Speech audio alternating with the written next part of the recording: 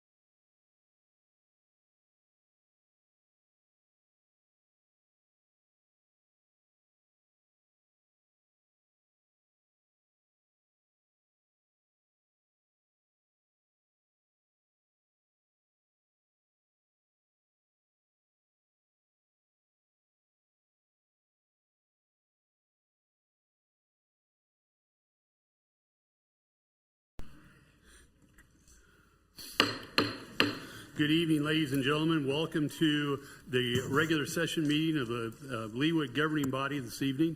The meeting will come to order, and the clerk will please call the roll. Mayor Elkins is present and presiding. Councilmember Phila. Here. Councilmember Sunkel. Here. Councilmember Larson. Here. Councilmember Sipple. Here. Councilmember Harrison. Here. Councilmember Kane. Here. Councilmember Castor. Here. Councilmember Guyette is absent. Thank you. I find that a quorum is present, and we can move on to the business of the evening. And with that, I would invite and welcome Scout Spencer Mayorga from BSA Troop 10 to lead us in the presentation of the colors, please. Please rise for the presentation of the colors. Please remove any hats that are not part of Scout or military uniform. Attention. Color guard attention. Color guard advance.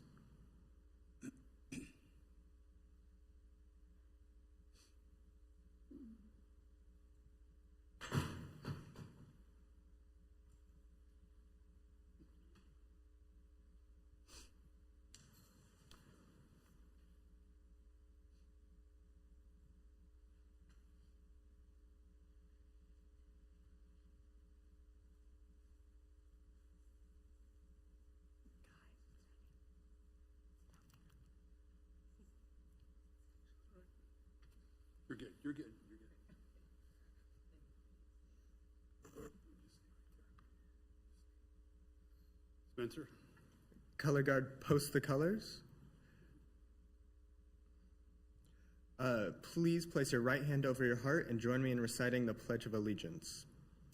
I pledge allegiance to the flag of the United States of America and to the republic for which it stands, one nation, under God, indivisible, with liberty and justice for all. At ease. Color guard dismiss. Color guard dismissed. My apologies. Okay, ladies and gentlemen, you may be seated. Thank you.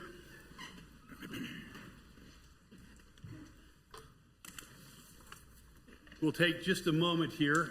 This is the first time we've done this in a while. I would invite Spencer, you and your color guard, to come forward. And if you could introduce yourselves to the City Council and tell us a little bit about Troop 10, we would be grateful. Hello, my name is Spencer Mayorga. I'm actually here for Order of the Arrow. I'm part of Troop 218, not Troop 10. But I really like doing this. I hope to do it more, actually. I think our OA chapter is going to start doing some more of this. I'm really excited about that. I believe that most of the other people here are from Troop 10, though, and I'll have Ryan come and introduce himself. Hello, my name is Ryan Kwan. I'm an Eagle Scout from Troop 10. Troop 10 meets at Prairie Star Middle School every Monday at 7 p.m. and we go camping every month and do a lot of scout skills and building fires and doing troop activities. Great, welcome. My name is Donovan Chen. I am a Life Scout, and yeah. My name is Allison Kwan. I'm an Eagle Scout from Troop 6010. Hi, Allison, welcome. My name is Bosford. I just started Boy Scouts 2 years ago, and I really like how it's going. Great. We are really glad you're here. And full disclosure, I am a former Scoutmaster of Troop 10, so I'm really proud of these young people. So thank you for being here.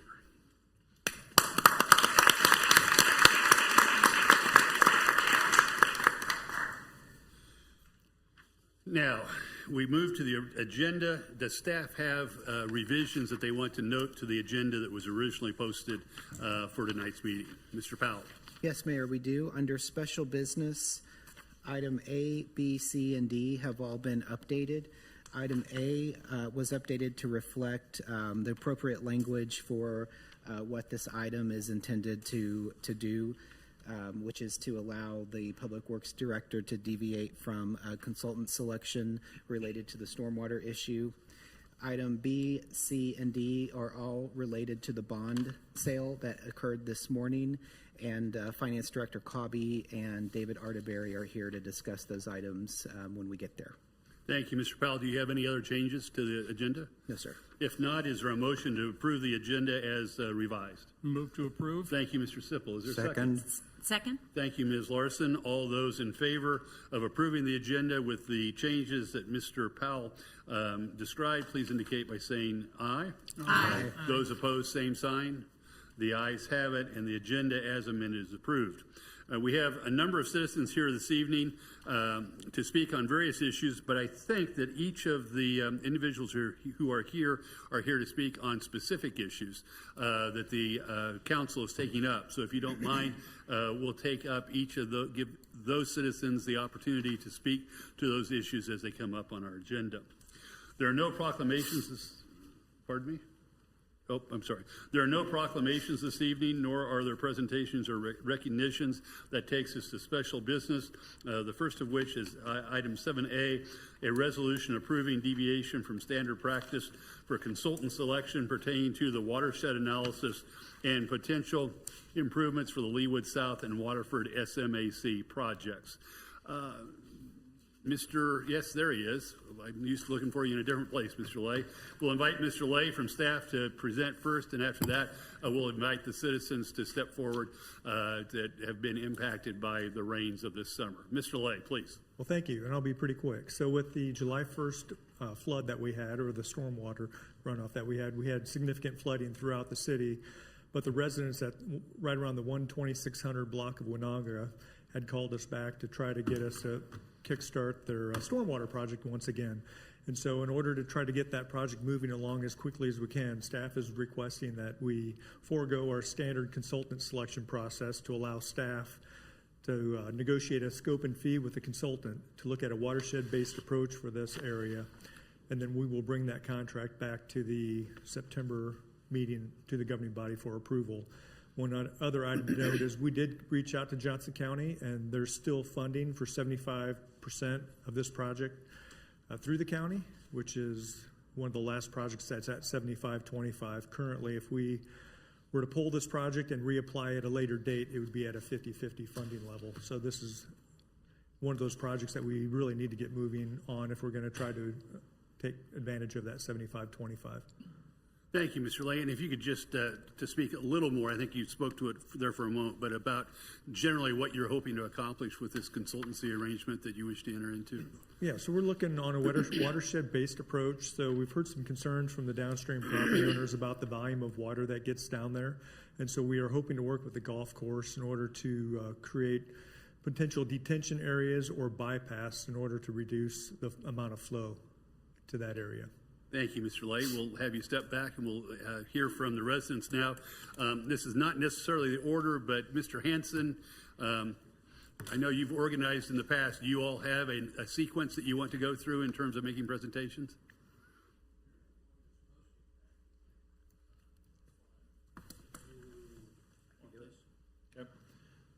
Thank you for seeing us, Council. I appreciate it. This is not a new topic to this council. This has been going on for nearly 10 years, and I will leave some of my neighbors. Excuse me, Mr. Hanson, I'm sorry to interrupt you, but could you introduce yourself and state your residential address for our record, please? Sure. Sorry for the interruption. No, that's fine.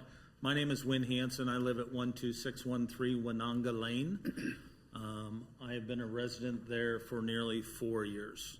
Thank you, Mr. Hanson. Please proceed. I don't know which. Oh, that's fine. There's a whole bunch of them. I'm going to let the video speak for itself. Yeah, I think it's important that this council understand what the homes in this area have been undergoing for the last 10 years. This council, I believe, took this topic up about 10 years ago.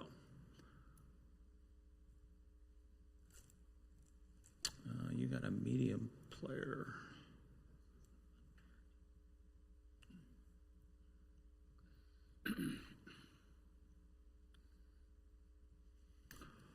You will see here, we call this Winanga Lake.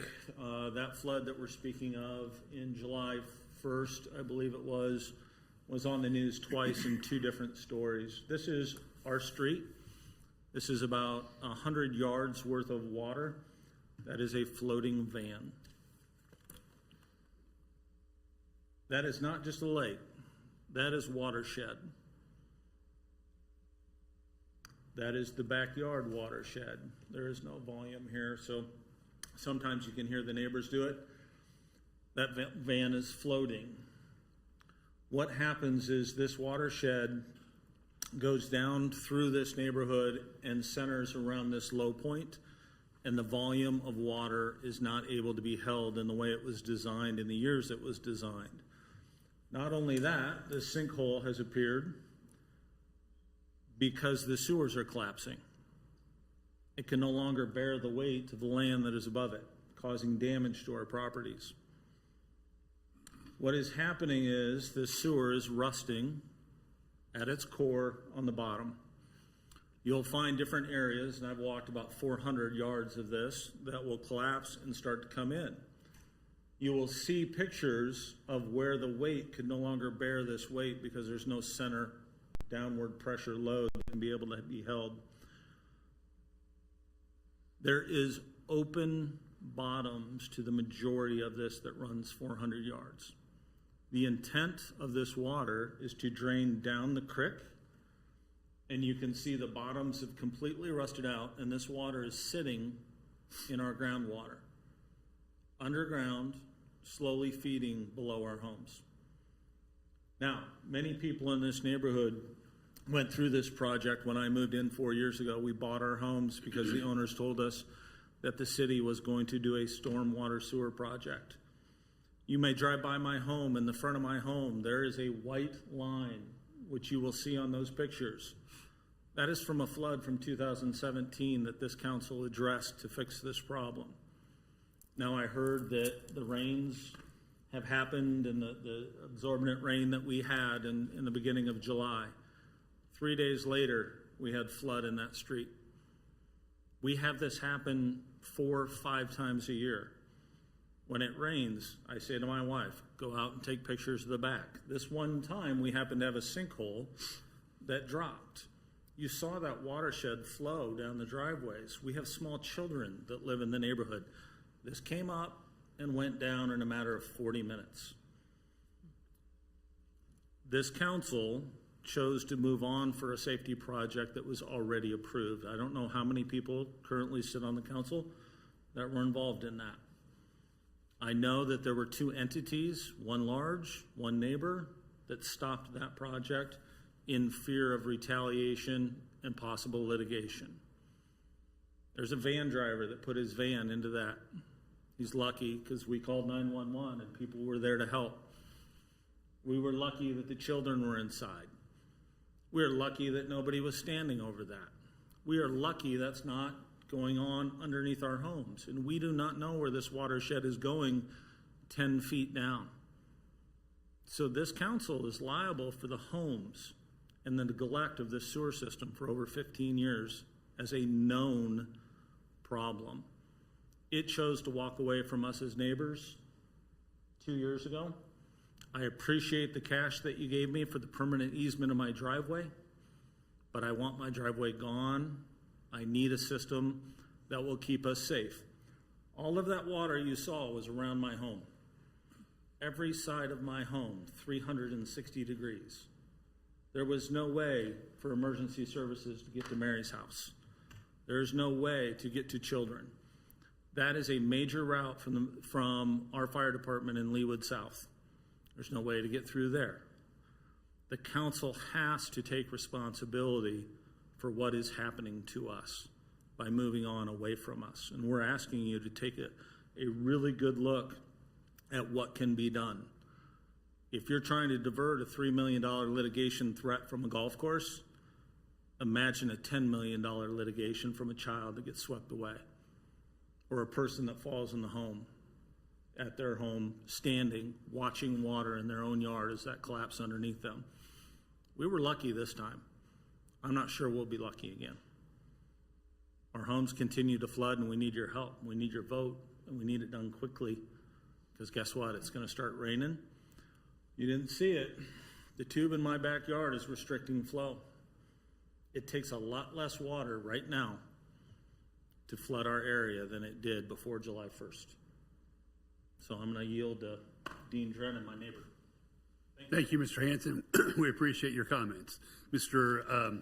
Drennan, I hope I pronounced that correctly. If not, I apologize. But if you could introduce yourself and your address. And I should have noted, and Mr. Hanson did very well, what we've allotted is 5 minutes per person. And you'll see that green light turn yellow and then turn red. But appreciate Mr. Hanson's courtesy, even though I didn't give him the warning up front. So welcome, and please introduce yourself. Sure. Dean Drennan, and we live across the street from Mr. Hanson at 12610 Winonga. And we've lived in that house for 3.5 years. And when we bought it, like Wynn said, the previous owners told us that the project was going to be completed. We were aware that their basement had flooded before, but we were assured that this project was going to be approved and moved forward, and so we went ahead with the purchase of the house. During this time, I happened to be at home and sitting in my office and watching the water come up and overtake both storm sewer drains, and then just start to flood throughout the neighborhood. I had water coming down on both sides of my house, and our basement flooded because the sump pumps were overwhelmed. They could not keep up with the amount of water that was coming in. So, we've seen plans of what the project was going to look like. And, I hope that you guys will approve this project and move forwards for all the homeowners so that we don't lose value of the homes that we've purchased. Thank you. Thank you. And now I would call on Ms. Fenimore. I believe that she may be the newest resident to the neighborhood. And welcome. If you could state your name and address, we're interested in your comments. Sure. My name is Devin Fenimore. My address is 12702 Winonga Lane. I'm on the next block up. I have been a resident of Leawood for 2 months. And I was here for 1 month when we experienced our first flood of the week. We were not at home at the time, so I wasn't aware of the river that was going through my backyard. Apparently there was one. Carried lots of things across my yard, a lot of debris, because there is a storm drain on the other side of my fence that is visible. It has a lid, but it has the space for the water to come through. And boy, did it come through. We came home to 2 inches of water in our whole first floor. And all of, new carpeting ruined and all kinds of things ruined as we were still moving in. A lot of friends said, "Welcome to Kansas. This is rare. This never happens." And then on July 3rd at 3:45 in the morning, it happened again. And it was pitch black outside. I couldn't see this river that was just flowing into our house from the storm drain. It is a different storm drain than what Wynn was referring to. However, it's all part of the same system. I can see it. It looks just like the photos you saw. So as a new homeowner, I'm hoping you can help me and help all of us. And thank you for your time. Thank you, Ms. Fenimore. We appreciate it. Is there anyone else in the audience this evening, even though you may not have signed in, who wishes to be heard? Yes, ma'am.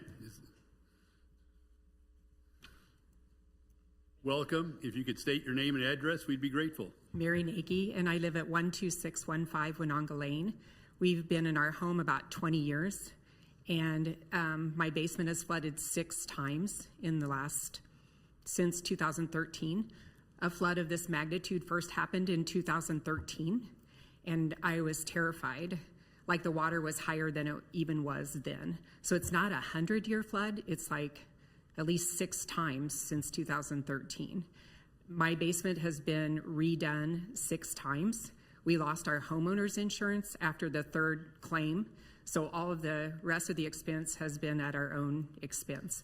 I can remember one of the times the street was so flooded with cars that the fire department had to extricate people out of their cars on life rafts. And during that time, I had a 4-year-old grandson with me, and we were terrified that lives were at stake. So historically, this has been going on at least 11 years. And so when we thought the project was approved back in 2017, we were thrilled that we were finally going to have a solution to Lake Winonga. And then the project got put on hold during COVID, and then the project got shut down again. So I've had very little faith that the project will ever happen, but I do think it needs to happen. The problem just keeps getting larger with sinkholes, our property values. It's just been very disappointing to watch the history of this. Thank you, Ms. Thank Dean. you. We appreciate your comments. Anyone else who wishes to be heard on the issue relating to the flooding on Winonga Road? Well, if not, Mr. Lay, I'd invite you to step back and maybe speak a little bit in response to what you've heard this evening, and then we'll move to a discussion by the council. One of the things that we want to have the consultant address is make sure that they fully understand everyone's issues. So my concern is with the previous plan, we were more focused on the roadway flooding. So there could be some of these property owners are flooding, but not necessarily from the road or from the public storm sewer. It could be from the golf course. And so we want to be able to hash those areas out, because there's some of these homes will have 1 to 2 acres that just drain right to the rear of their property, and then there's really not a swale for the water to get out. So we just want to make sure that we're looking at that closer. And as I mentioned, if we can work with the golf course, bring them on board. If we're reducing that peak, maybe that'll help provide enough benefit to them that they'll be willing to work with us on providing locations for detention. And so we're just really wanting to get started here and probably be late September with a consultant to try to start reevaluating this watershed. And can you give us some sense of the priority that the Public Works Department's giving to this project as compared to other stormwater projects that are out there? Yeah, so we are looking at delaying the project at 93rd and Lee. It's a storm sewer replacement project, and we're proposing as part of this hiring a consultant that we delay that project in order to utilize the 1/8 cent sales tax funds to pay for the engineering on this project. And so we are delaying some projects, and then we'll of course have a staff member working on this for the next 9 months is how long that consultant's going to take to go through the whole process. And then once we have that process, we still need to submit it to the county for their approval. And do you anticipate that that is a lengthy process for county approval? Typically not. We're working with them along the way, so hopefully it's more of just kind of reading through it and just answering some minor questions for them typically. Other questions for Mr. Lay? Yes, Mr. Sipple. Thank you, Mr. Mayor. David, how long will the window stay open with the SMAC funds at 75% at the county level? So I believe we're the last project at 75-25 because they changed it in 2019 to go to 50-50, but they've left this open when they were wanting us to close it. So we were beginning the process of actually closing this. So is there any fear of losing that We had a match? meeting last week with them, and they said as long as we're moving forward with a project and we have a consultant on board trying to come up with solutions, that they're willing to hold that at 75-25. Yes, Ms. Phillip. Thank you.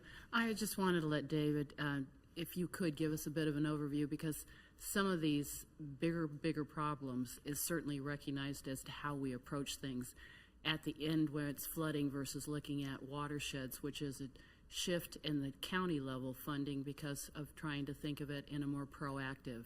And also we as a city, thanks to our predecessor, Mr. Lou Rasmussen, of televising all of our pipes and understanding that the product problem you talked about with the erosion and the metal going bad is not unique to their neighborhood. And we have, in fact, if you could share with them the budget and the planning, because we know that's a known problem. So when I first got to stormwater, I said, what do I need to know? And my predecessor quipped, high ground is good. And I am so sorry for what you're going through, because this is a culmination of so many issues that we're recognizing at a bigger problem, and you're kind of right there at a critical juncture of so many of them coming together with the pipes corroding, the water and the stormwater and the watershed. And we understand we haven't, as a nation, as a community, been looking at water flow from a watershed point of view. We just wait until it floods and then we try to fix it, which is always putting us in a reactive mode. But we are switching, but that doesn't help where you are right now, and we understand that. That's correct. And so we have, I think it's about 100,000 feet of metal pipe that still needs to be replaced. And so most of the metal pipe was installed in the mid-70s to mid-80s, and so it's already past its lifespan. This might be some of the oldest that we still have in Leawood, that we have in Leawood South. So the other thing that is on the agenda for the consent item is for the repair in this area. So I think it's right around $90,000, and that's going to patch the hole that's there, and then also flow fill or put concrete in the invert to stiffen up those pipes. But on a proactive basis, we have X dollars every other year. So we're looking for, I think it's 2026 is when it kicks back in. It's a 1.5 million every year. We used to do 3 million every other year, but the challenge to that is it's a larger project and it's hard to get all the easements, so we're trying to break it up into a little bit smaller so it's more manageable for staff to be able to get the easements and keep getting projects out the door. So, thank you. Appreciate that. Thank you, Ms. Fuller. Ms. Harrison. Thank you. Am I correct in thinking that there's nobody from the country club here this evening to hear or to talk to us? Is that correct? Okay. I might ask that the homeowners, or suggest that the homeowners that are here reach out to the country club. We do need their cooperation as well, if I understood what I heard this evening. And they need to know that their neighbors, you all are their neighbors, and that they are a stakeholder in this as well. But we're going, am I correct, David? We're going to need to access golf course property and possibly disturb some dirt to make this happen, right? That's correct. So if we look at doing detention, we're going to need to have some, we'll probably have to put that in some location on the golf course. Even where we discharge, we have to get on the golf course in order to discharge. Even if we look at diverting downstream, further downstream, which would benefit the golf course, we still need to get on the golf course in order to do that. So we need buy-in from the golf course. This is really where we want this consultant to key in and start having multiple meetings with the golf course up front to try to come up with some solutions. David, is it your intent to approach the golf course? I don't want to make it sound like we're expecting the neighbors to be the only ones to approach the golf course. I believe it'd be better for staff and our consultant to meet with the owner of the golf course to try to come up with some solutions. I'm just suggesting that they hear from their neighbors. Understood. I just didn't want to make it seem like that was lawyers, the not their only neighbors' place. lawyers. Yeah. Just their neighbors. Yes, Ms. King. Yes, and we talked about a time frame for the bigger project, but are the folks at 12613 Winonga Lane, are they understand the time frame for fixing the sinkhole? Are they up to date on how long that's going to take to get that remedy? I have not reached out to them to let them know, but we've had our maintenance staff out there talking to them. But we are looking to hopefully, if this gets approved tonight, we'll give the notice to proceed tomorrow, and we'll still need to work with the contractor. There's some utilities that need to get relocated. So we're hoping to have it repaired. The first step is to put the concrete invert in so they can get going on that right up front. And that'll help strengthen that pipe so we can get equipment over it, not have to worry about it crushing.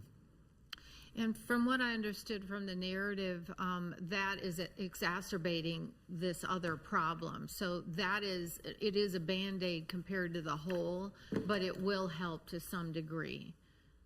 Well, it'll help the pipe or solidify the pipe, but as far as providing more capacity, it won't do anything for that.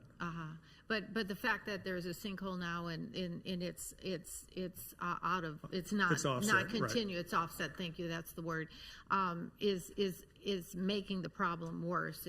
It's again, you're not going to change the capacity. The pipe is only so wide in diameter, but getting it not offset is going to help to some small degree. That's correct. It'll make the flow much smoother through there.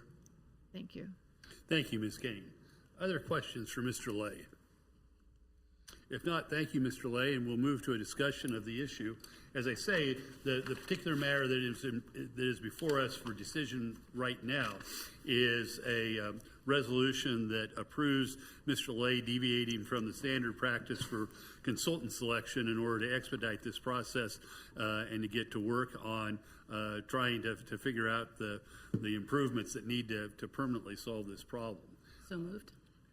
Thank you. There's a motion. Second. From Ms. Phila, a second from Ms. Larson.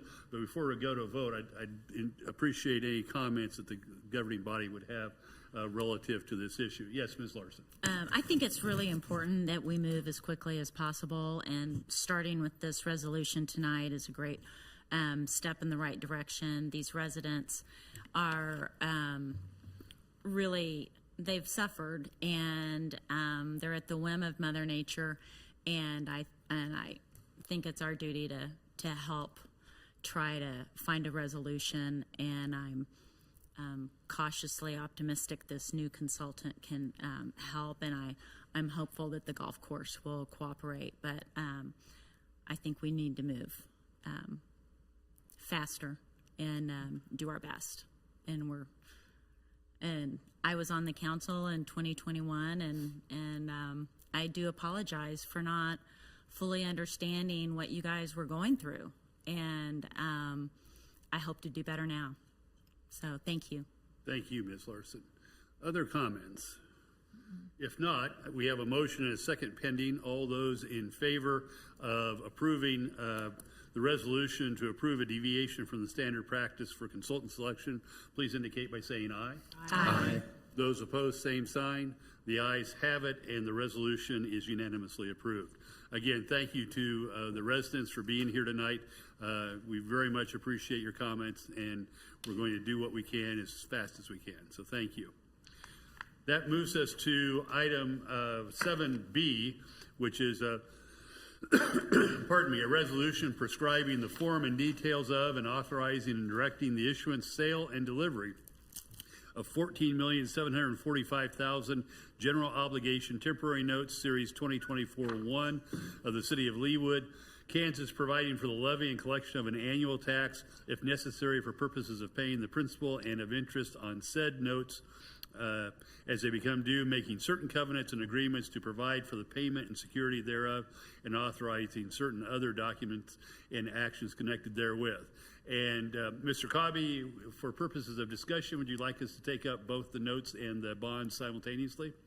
Then we'll also we'll have separate votes, but we'll also call for discussion and consideration by the governing body an ordinance authorizing and providing for the issuance and delivery of $40,820,000 of general obligation bonds, Series 2024A of the City of Leawood, to provide funds to finance the cost of certain public improvement projects within the city, provide for the levy and collection of annual tax if necessary for the purpose of paying the principal and interest on said notes as they become due, authorizing certain other documents and actions in connection therewith, and making certain covenants with respect thereto. And I guess we should consider D as well at the same time. And we'll add to the groups to be discussed a resolution prescribing the form and details of and authorizing and directing the sale and delivery of $40,820,000 in general obligation bonds. That would be Series 2024A. We had for me, it was my first time through this process this morning, an interesting exercise as we watched the wire to see who all was going to bid on purchasing our bonds and what they were willing to take in terms of interest to do that. And for more details on that, I'll call on Mr. Cobby as well as our financial advisor. Welcome as well, Mr. Arterberry. Mr. Cobby, please proceed. Yes, I'll turn it quickly over to Dave to let him walk you through the sale today. And then, as you said, we have 3 items to take up in this order. And really, the first one, the temporary notes, is its own. And then the second and third one are both for the bonds. Mr. Arterberry, welcome back, but if you could introduce us for our record, we would be grateful. Thank you. David Arterberry with Stiefel Nicholas and Company, the financial advisor to the city on matters related to bonds and notes.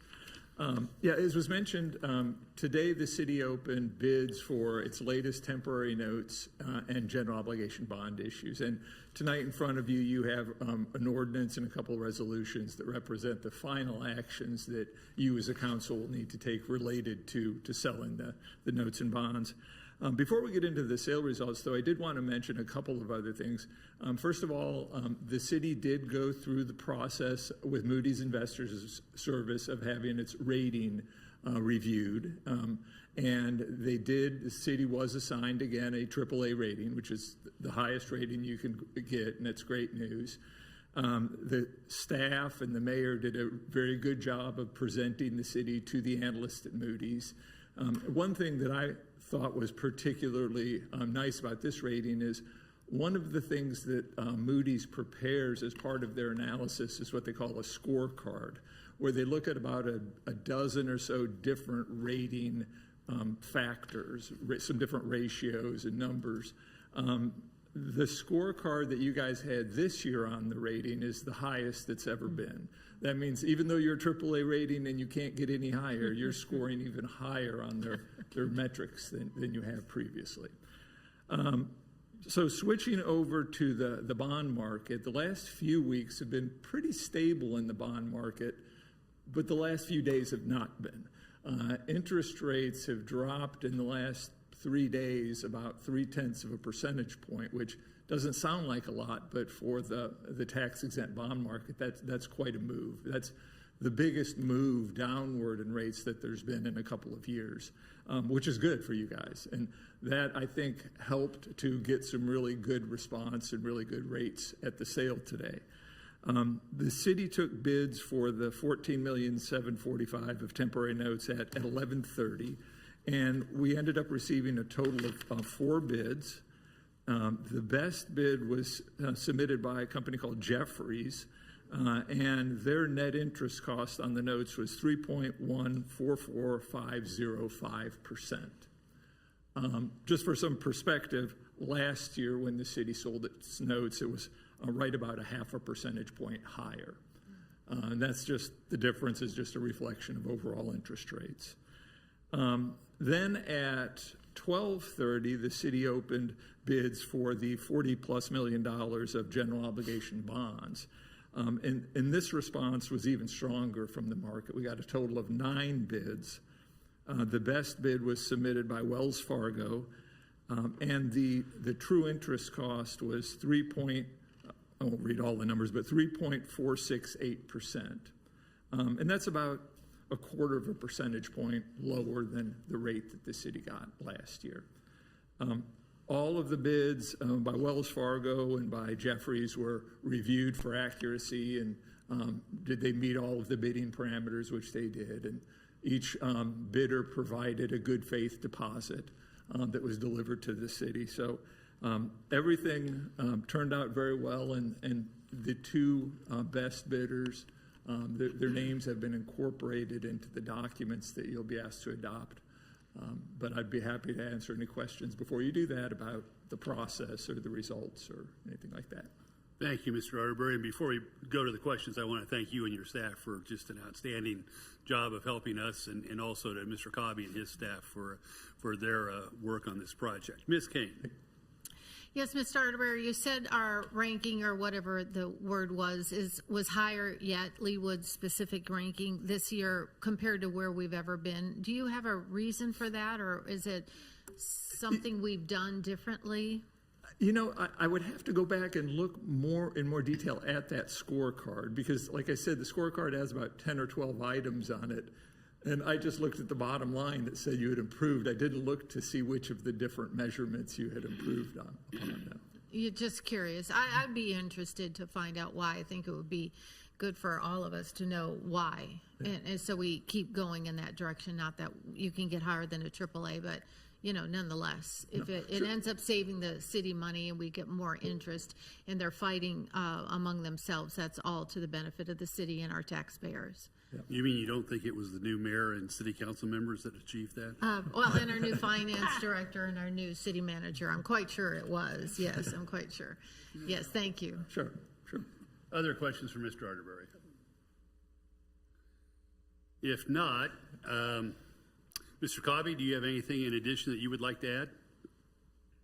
I'm just kind of here to answer questions, but I'm very happy with what we saw. And I'm sorry, Mr. Arbery, I know you stepped back. Could one of you tell us a little bit more about the process from here? I mean, at the risk of being gauche about it, when do we get our money?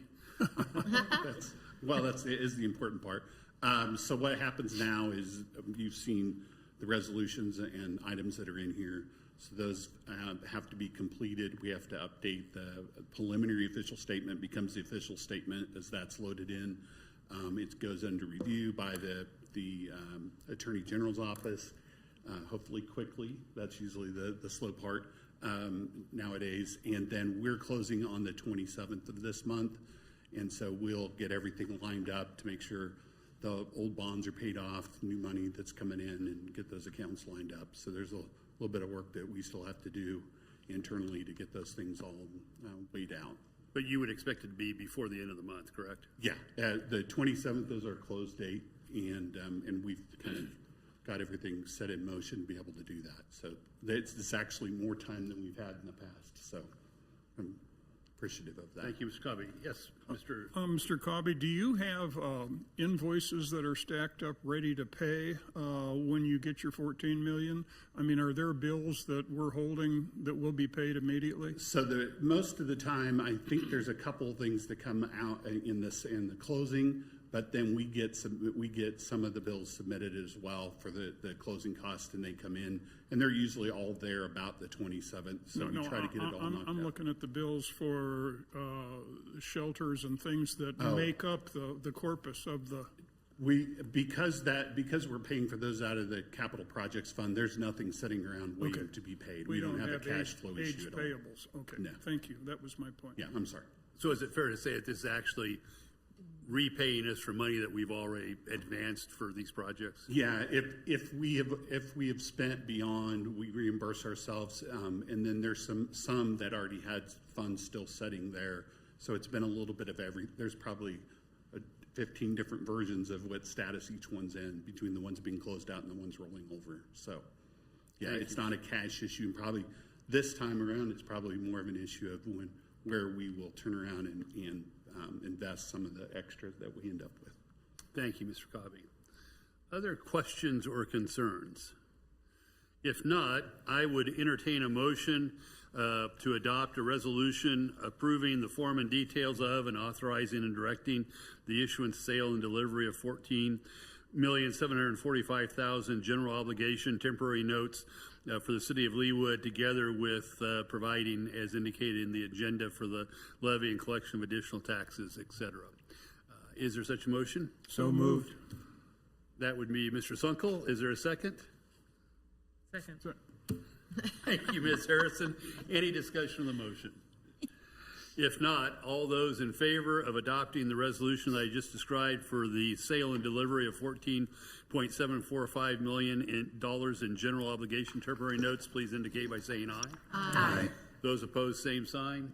The ayes have it, and the resolution is unanimously adopted.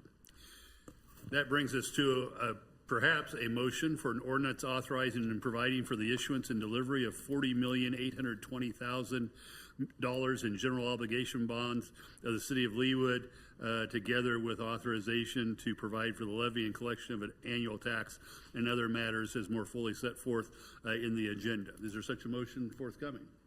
So moved. Second. Thank you, Ms. Fuller. Is there a second? Second. Thank you, Mr. Sipple. Is there discussion over the pending motion?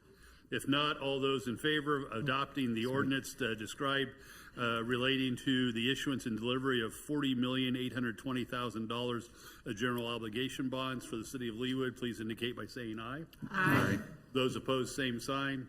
The ayes have it, and the ordinance is approved and adopted unanimously. Finally, we're considering a resolution prescribing the form and details of and authorizing and directing the sale and delivery of $40,820,000 in general obligation bonds, Series 2024A, for the City of Leawood, and to make certain covenants and agreements related to the payment and security of the bonds. Is there such a motion? So moved. Thank you, Ms. Larson. Is there a second? Thank you, Mr. Sipple. Any other discussion? If not, all of those in favor of adopting the ordinance prescribing the form and details and authorizing and directing the sale and delivery of $40,820,000 in general obligation bonds for the City of Leawood, please indicate by saying aye. Aye. Those opposed, same sign. The ayes have it, and the resolution is unanimously adopted. Again, thank you, Mr. Arterbury. Thank you to your staff. And thank you, Mr. Cobby, and to your staff for the excellent work that you've done for us this spring and summer. We're grateful. The governing body now calls an issue, a request, I guess, from Restart Inc., making a 5-year funding assistance commitment toward the operation of the Homeless Services Center to be located in Lenexa, subject to annual budget appropriation and the approvals by the City of Lenexa for the project, and direct staff to plan for a $25,920.48 in the 2025 Leawood budget. Ms. Stoddard, do you wish to be heard? Thank you. Good evening, Mayor and members of the City Council. As the Mayor's indicated, this is a request related to a proposed homeless services center to be located in a facility on the northeast corner of I-35 and 95th Street. So this has been discussed at the county level, and Johnson County has selected Restart to be an operator as a partner for the facility. Restart is requesting participation in the operating assistance from the cities within the county, and they are looking for a commitment for that beginning next year for 5 years. So there's a request letter that's in your packet that outlines that and also outlines the proposed funding.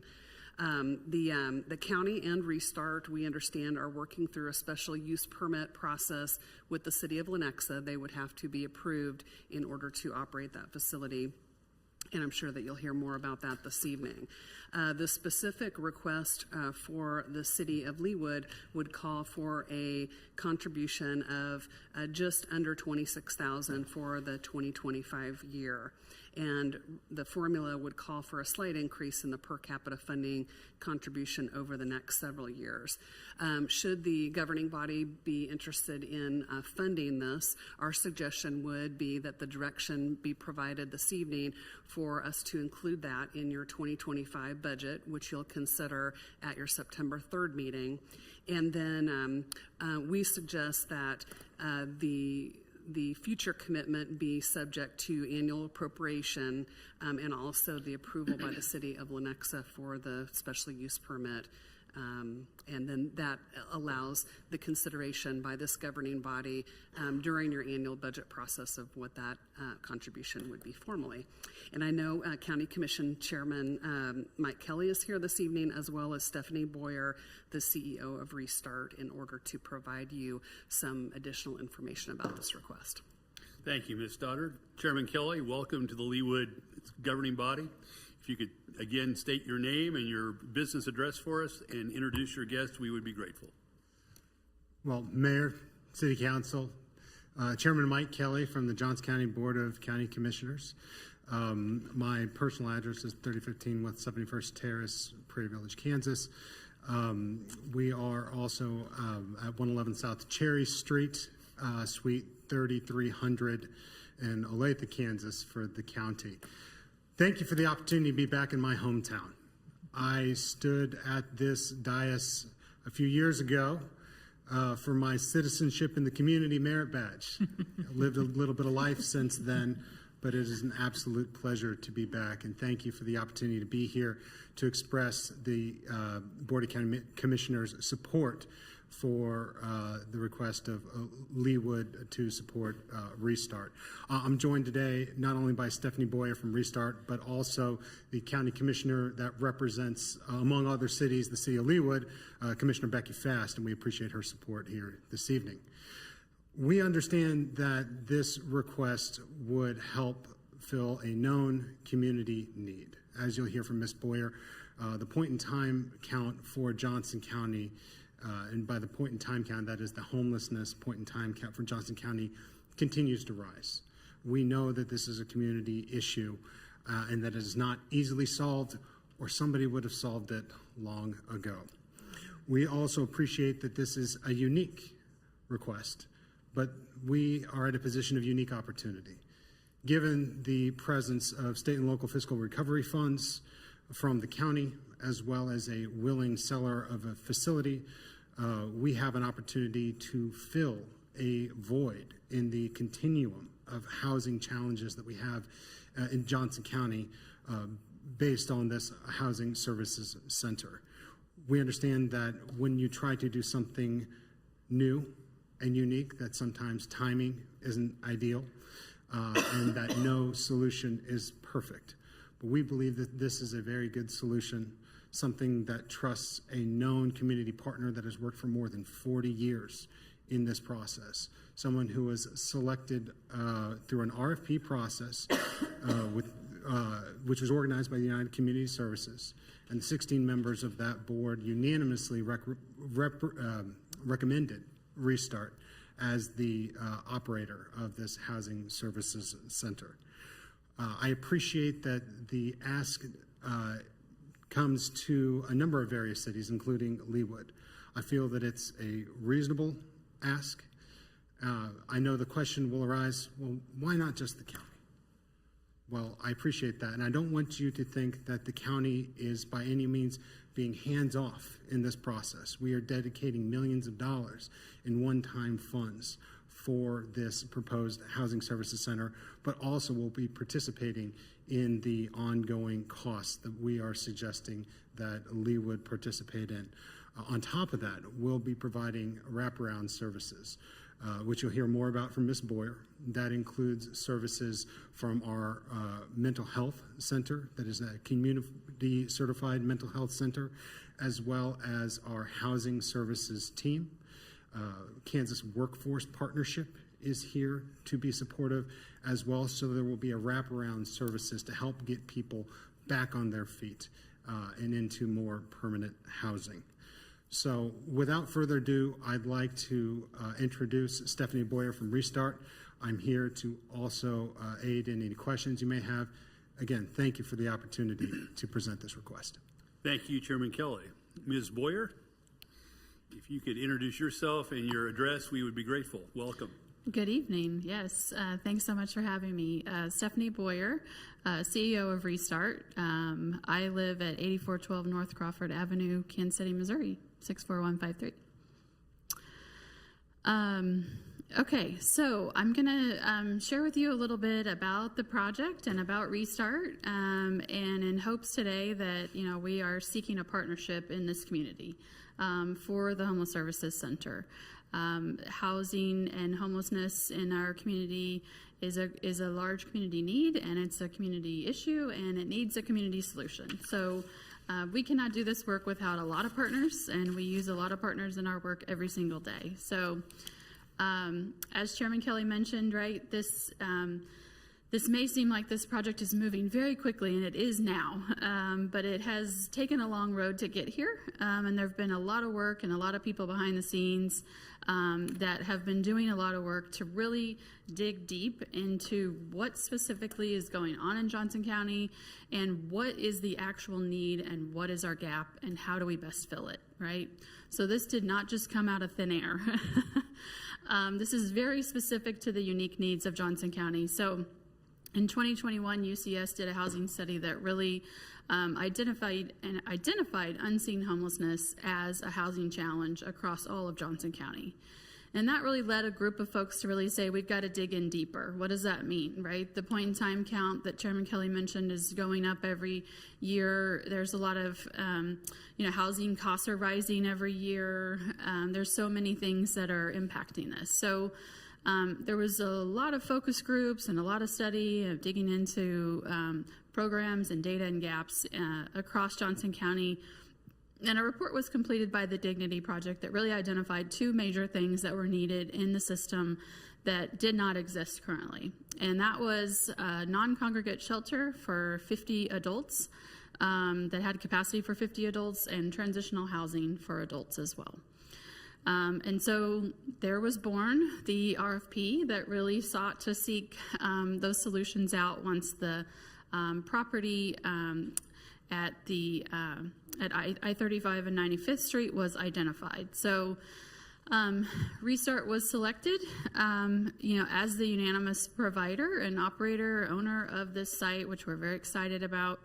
In April and in May, we conducted a study session with the BOCC, and ever since I've been working very diligently to work with the architects and the City of Lenexa on preparing for that special use application process.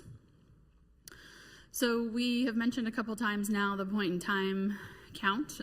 So for anyone not familiar with what that exactly means, because it is, we call it the PIT count, so that will really throw you off.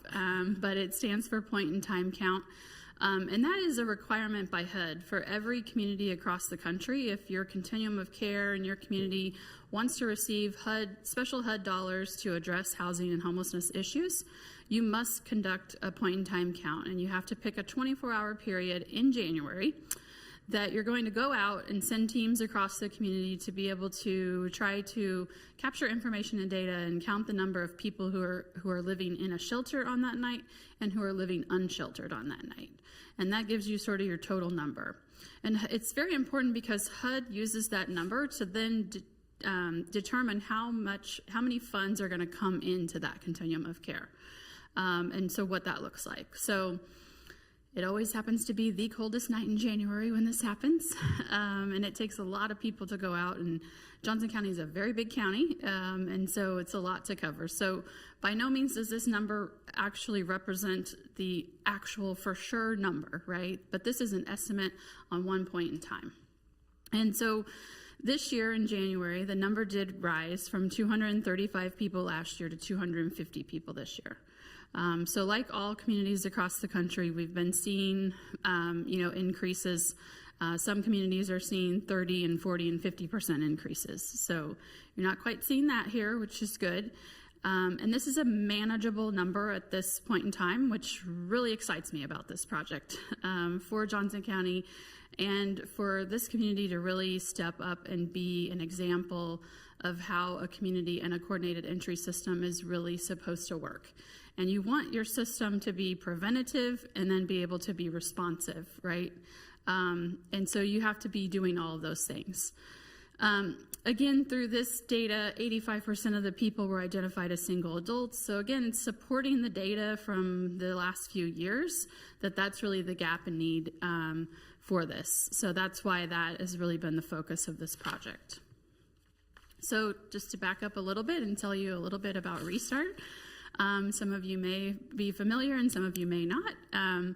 But Restart has been doing this work in the metro area for over 44 years. And the work has changed a lot. 44 years ago, it began in the basement of a church as a men's overnight shelter, because 44 years ago, that was really the only face of someone experiencing homelessness in our community. Sadly, that has changed a lot.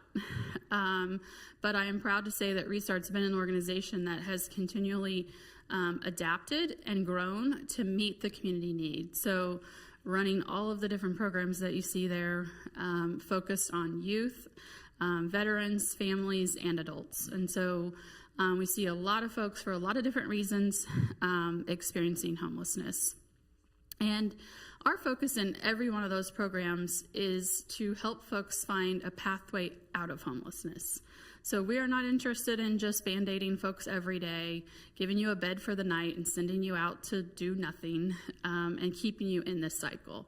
Our goal is to bring you into a program, provide those wraparound support services, work strongly with the case manager, have access to behavioral health and health care, to have access to employment services, to have access to educational opportunities. So it's very important, right? We really want to make sure that folks are finding a pathway out of homelessness. A couple of interesting things, too, about the Johnson County data that you don't always see in every community is that of those folks who were counted on that night experiencing homelessness, 40% of those people were employed. So the entire coordinated entry system met with or served about 685 people last year, and 63% of those folks either were employed or had income, which typically includes Social Security or disability, right? So this is not necessarily an issue in Kansas City that folks don't have a job or don't have income. It is really an issue of we have to match the right housing solution for the income level or what's really going on with a particular person. So how will folks get referred into here? So the idea of the Homeless Services Center is that it will be a referral system. This is not a lineup at the door. This is not for every, one across the whole state of Kansas to start shipping people experiencing homelessness to this center. That is not this.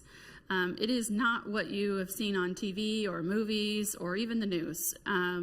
This is a center that will operate in a referral system from that coordinated entry system. So across the community now, these things are happening in Johnson County now. There are 4 hubs across Johnson County where folks can go in, and the idea of a coordinated entry system is you want every person getting the same assessment, right? We want to be knowing what's going on, and we want to try to figure out what's the best solution here.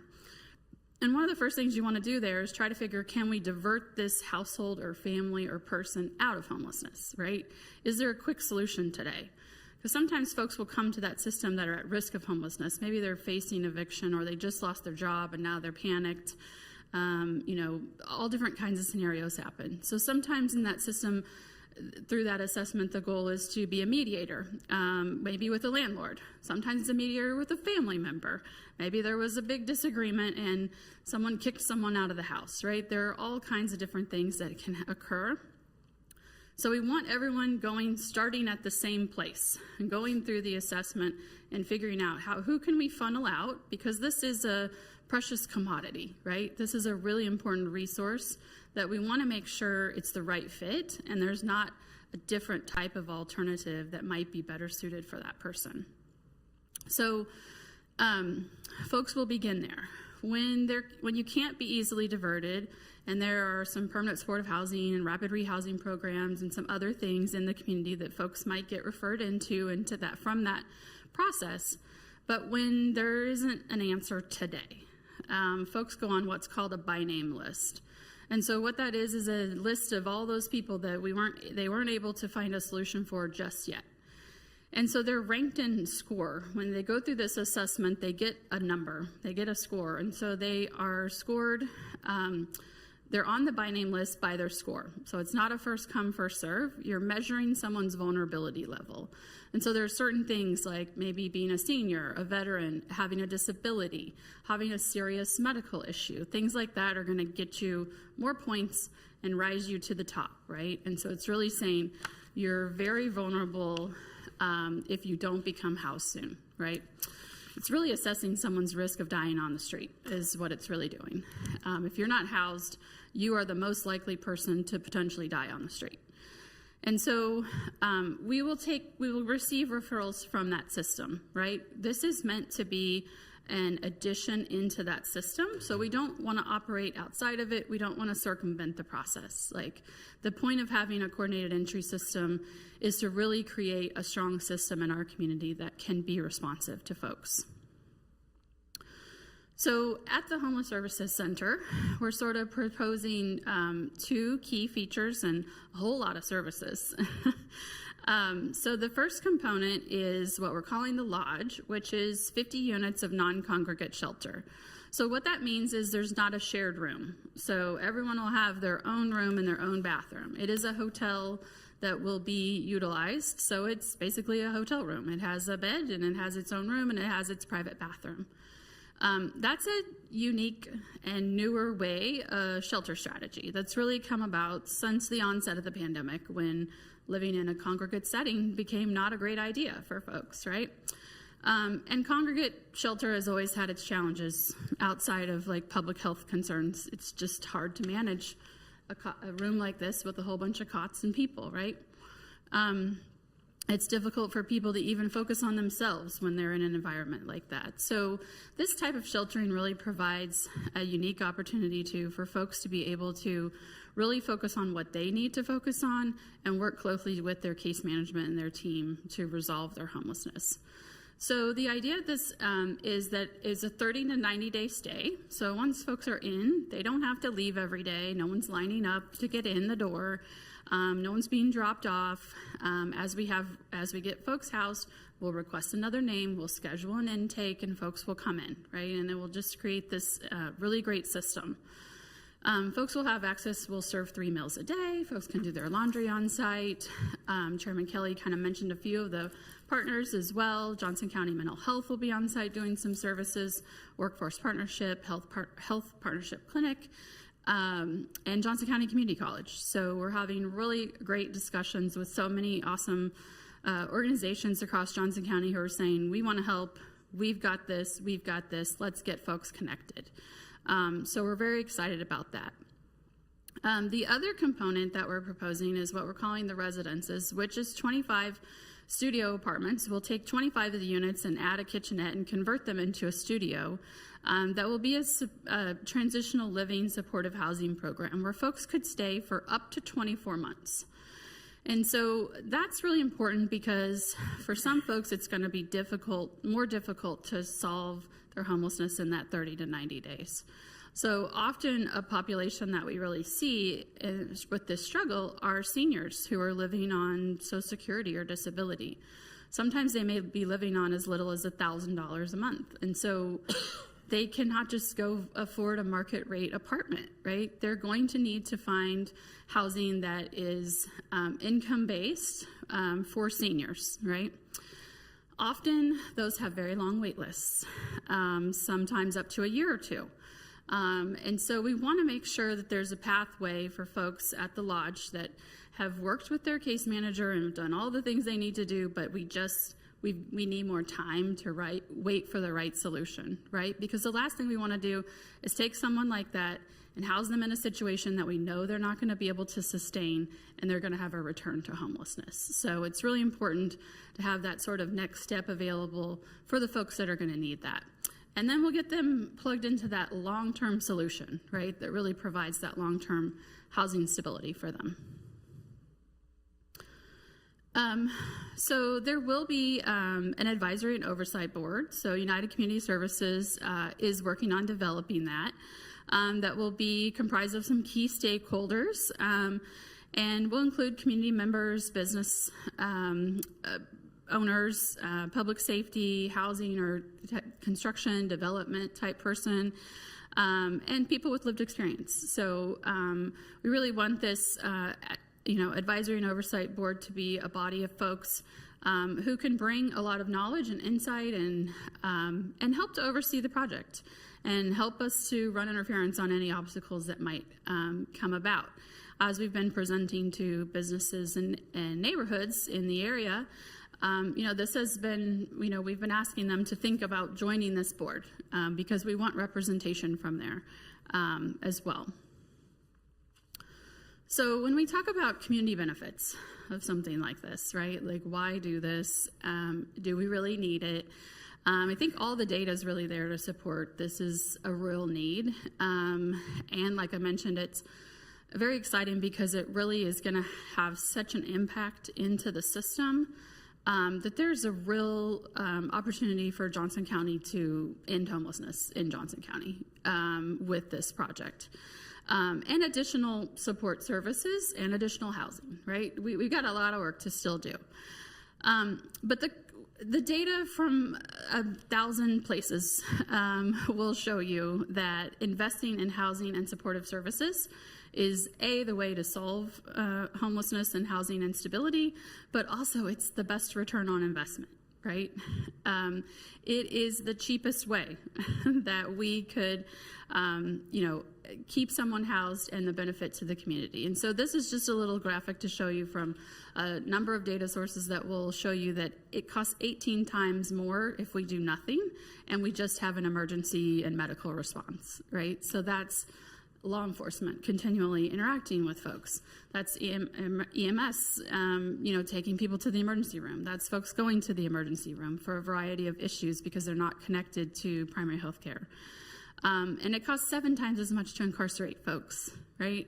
And when they walk out, they're still experiencing homelessness. And so we just keep repeating these cycles over and over, right? The definition of insanity, doing the same thing and expecting different results. And so we're just really excited that this is such a great opportunity. While some of the emergency services may not be being overrun by this issue across Johnson County, it is having some level of impact, right? And even if that, entails maybe an officer's dealing with this issue over here and they can't get to this accident fast enough, or the ambulance is taking this person and they can't get to you, or the officer doesn't get to a domestic violence call as quickly because they're handling this issue over here, right? Those are the things that aren't captured in communities as well, that it also has that additional sort of impact on. So, as I said, right, we really are here tonight to share this exciting project with you and to invite you to be our partner in this project. Public-private partnerships around these kinds of community issues really are the strongest way to go, right, for the sustainability of this type of intervention, and it will continue to reap those return on investments across the community. We've really been very strategic in how we've really designed this project and really are looking to diversify where the revenue comes from. One of the exciting things, too, about having those 25 units of those studio apartments is we are working with the Housing Services Department to be able to access vouchers to help to be able to cover folks' rent, so they'll pay 30% while they're there, and that will get them to that next step. That generates revenue for the operations for the project. Coming to the community to ask for this, commitment and contribution is another strategy. The other portion, of course, Restart will do all the normal things of raising money, writing grants, going to private donors, going to businesses, going to the faith-based community, doing all of those things. We've been doing this work a long time, right? And at the federal level in particular, we've seen a lot of different things change over the years in funding for this type of work. So depending on when people change positions, we see different things happen. And so sometimes there's priorities shift and things like that. So we're always playing this game, right, of where's the money coming from, and they don't have as much money this year, they're not giving away as much money. And so making sure that we're really establishing some revenue sources that are consistent, that we can rely on, are really important. That also really helps the contribution from cities like yourself really help us to be able to leverage both private dollars. When we go to private individuals and foundations, that's one of the questions they always ask us. What does the city and county support look like? We don't want to be the only ones, funding this work. And when they see that, they're often more giving as well, right? Additionally, to be able to apply for some larger federal grants, many times we have to have match dollars. So when you go to ask for larger amounts of money in those grant opportunities, you may need a 10% or a 20% match to the project. And so, again, this kind of money is really key to being able to make that happen as well. So there are currently a couple other resources that I really want to make note of tonight, and that will really be tied in as well to the Homeless Services Center and are really key to talk about as well, because these things are already happening in Johnson County, and over this next year before the center opens, we're going to continue to work with these teams that are currently doing street outreach.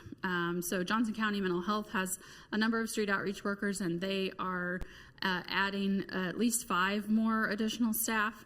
And Restart currently has an outreach worker as well doing work in Johnson County. And so this is really important because we really want that team as it grows to be building those relationships with law enforcement, with libraries, with parks departments, with cities, to be able to, identify folks who might be experiencing homelessness, getting to know them, building that relationship, and getting them connected into services. So sometimes folks aren't always very trusting, and so it takes a minute to kind of build that up. And so that team can be out here doing a lot of that work and continuing to do that work as the center opens, as well as co-responders that are embedded in the police departments, right? So, and mobile crisis response. So these things are happening every day across Johnson County and have such an important part to play in the center as well. So where are we now? So we have started the official special use permit process with the City of Lenexa. And so we are moving forward with that. We have been hosting some public engagement, as I mentioned, with neighborhoods and businesses in the area. And we have a couple more coming up later in August that will be open to all of Johnson County to come and learn more about the project as well. So we will go before the Planning Commission in Lenexa on August 26th. So we just got comments back from them today. We'll get comments back to them by Friday. And we're scheduled to go before the Planning Commission August 26th and then to the City Council September 17th. So we are, really looking for partnership in this because it does also help strengthen that special use permit process, right? Lenexa's considering a very big project, something that's never been done in Johnson County. And so we really want to show up and show them that the community is really behind this project. And so that is going to really be helpful. If all goes well and the special use permit passes, the building will be scheduled to close at the end of October. And then we've got some renovations to do to the building and some site work to do on site as well, to the parking lot, lighting, things like that. So we do expect that will take about a year. So we don't expect the opening to happen until probably September-ish of 2025. So again, we'll have those. We've already hosted a number of meetings, but we've got a couple more coming up in August, and we've got a flyer for that we're happy to share, so you can share it out with folks in your neighborhoods as well. And with that, I'll take any questions. Thank you, Ms. Boyer. We appreciate your comments. Questions from Ms. Boyer this evening? Yes, Ms. Phillip. One quick question is, how much is the substance abuse affect the homelessness rate that you're looking at? Yeah, so, substance use can play a part, but it is not a primary driver for most people. And what we have really seen over the years is oftentimes the substance use starts after someone experiences homelessness, and it becomes sort of a coping mechanism for people, right?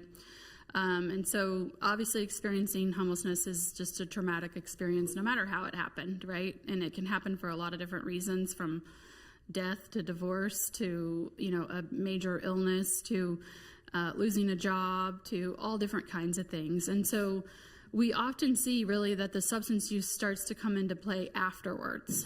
And so I think that's really important because when folks don't have to live in that survival mindset, they're really able to then focus on, what do I need to do? How do I get engaged in the help that I need? How do I work towards getting housing back, getting a job, maybe just getting a better job, right? As many of the people are already employed. So I'm just going to make a comment about how impressed I am with the governance that's gone into this process, how wonderful it is to be part of an overall community that has so many touch points that are being coordinated for an organized approach that I'm sure most people would just give their right arm to have. So thank you to Mike Kelly, and thank you for the work you've done and building on what is a very compassionate and kind community from here to there, right? Mm-hmm. Thank you. Thank you, Ms. Phillip. Ms. Larson. The statistic that jumped off the page to me was the 90% of people exit homelessness into safe and stable housing. Could you speak more to that? I think that's a really impressive statistic and quite encouraging. Yeah, definitely.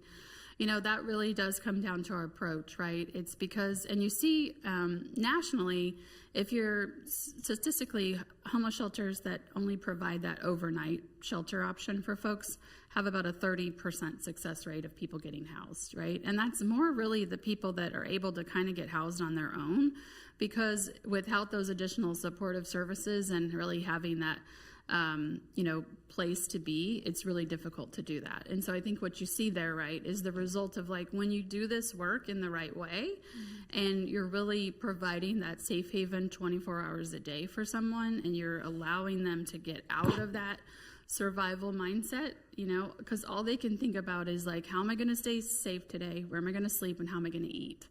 I can't think about, I need to get a job, or I need to stop using drugs, or whatever it might be. I need to reconcile with my family. And so it's pretty wild to really see, and an honor to really see people's journey. And oftentimes, in just a week or two of someone being there, you don't even recognize them, both physically and just mentally, how they're presenting. And so you really see the outcome of what taking that stress away of having to worry about safety, where am I going to sleep, how am I going to eat, really just has a physical transformation very quickly for folks. And then they're really able to get in that mindset to sit down with that case manager and start really working on a plan. And so that's why we approach the work in the way that we do. And we believe in all those wraparound support services, and why we always bring a lot of partners to this table, because we cannot do it alone. And everyone is needing a little bit something different, right? And so that's why it's really important too to, as folks come in with us, we go through a very thorough assessment with them too, right? To figure out really what's going on and how can we work together to build the best plan that we can for them, with them. Thank you very much. Yeah. Thank you, Ms. Larson. Ms. Kane. Yes, I mentioned to the city council the last time this came up is this is a subject near and dear to my heart. So I've been on two boards for 22 years, one from Hope Faith Ministries for 12. Yes. So Desiree Moniz, and City Union Mission was here, and Hope Faith here, and Restart was here. So bang, bang, bang, we were all there, and it was a city coordinated logistical, positioning of those two. And then we broke off and started with Avenue of Life. So Desiree Moniz, I know you know her. Yes. So we work with this population too. One of the slides said 21% of these homeless in JOCO are school-age children, 18 and younger. And that's the Avenue of Life serves the homeless school children and their families. So they specifically deal with that segment. And you're exactly right. When we first started, actually, it was Mrs. Steve Castor's wife, I believe, led us to Hope Faith through his church. Maybe I got that wrong, but one of the group, and my kids needed service hours, and that's how I got involved. And your preconceived notion of what a homeless person is way different than what a homeless person is. And you work with that population for a long time, you realize that sometimes people are a breath away, literally one paycheck or one car accident totals their car, or one thing will push them over the edge. And the numbers of homeless families with school-age children, again, that's what Avenue of Life specifically works with on the Mo side and the KCK side, Wyandotte School District and the Kansas City Public School District. So we're doing it on both sides now of the state line. And I know that there's a coordinated effort to duplicate this kind of service on the KC Mo side, because it's just a need, right, for the most vulnerable people out there. So amen to you, A+ to you. She's exactly right. It needs a coordinated response. We call it collective impact. If you don't have the collective impact, you don't have the community involved, then you're putting Band-Aids on the problem, and Band-Aid's not going to solve anything. This is way bigger than a Band-Aid. And the people that are giving blankets away or giving little bags full of all these little things in there, they're doing what's right for their heart, but that is a Band-Aid. This effort and this coordinated and responsive effort you're talking about is the end game. That's how we are going to help really solve this problem and get the people back on their feet. So thank you for all that you're doing. I'm excited. I hope I am a yes vote tonight. I don't know what my colleagues will vote, but I think you're exactly right, Chairman. Kelly and Becky. We need to all be involved. We need to all partner in this, because we partner on whether it's the CARS program or stormwater or this or that. We partner all the time, Johnson County. I mean, together we're stronger and together we're smarter, right? Mm-hmm. So we don't have a runaway train yet in Johnson County, thank goodness for us. But before we get to be a runaway train, because there's plenty of runaway trains out there, before we're a runaway train, we have the brains, we have the facility, we have the collectively together we're strong enough to do it. So thank you for everything. I am told that you're one of the best in the industry in what you do, and so you are. I'm being told that you are the right leader for this this project. So thank you for everything. And yes, I'm a solid yes vote for this evening. Thank you. Thank you. Thank you, Ms. Kane. Questions for Ms. Boyer? Yes. Thank you, Mr. Mayor. I echo the comments of my fellow council members here. I do appreciate all the work that has gone into this and the work that you've done in the past. It's very impressive to me. I did have a question from a resident today. She said, what if other cities don't pay their share? And is there a percentage of cities that you need to participate to make this work, or how does that look? Yeah. So ideally, we'd love to have 100% participation, of course, but we won't be coming back and saying, oh, we need more, or we'd like to adjust it if we don't get 100%, right? We do have some time here, right? Some folks might need a little more time to come around to the idea. And so we'll keep working those relationships, right? This is about building community, and we are here to be a partner in this community. And so we'll keep at it. And where we end up at the end, we'll have to make up for in sort of that private philanthropy grants and things like that. But we'd really like, between this support and the rental assistance, to get to about 50%. That's a pretty solid, we can really count on this funding. And then the other things that will fluctuate, it just makes it easier and provides more stability. So great, thank you. Mm-hmm. Thank you, Mr. Sumko. Ms. Harrison. Thank you. Several of us up here have volunteered with Veterans Community Project and know of the great work they are doing and the great success rate they have had. And so your model sounds similar. And obviously, they prioritize and only work with one group of people, veterans. So I would assume that should veterans arrive on your by name list, you funnel them over there. Or we may potentially, if they have room. Yeah, we have a Supportive Services for Veteran Families grant as well through the VA, and a strong partnership with the VA. So again, we'd sort of assess what's going on with them, because if they were eligible for a voucher for housing through the VA, we'd want to go that route. Okay. But if that's going to take a while, then like a VCP may be a good interim stop for them as well, right?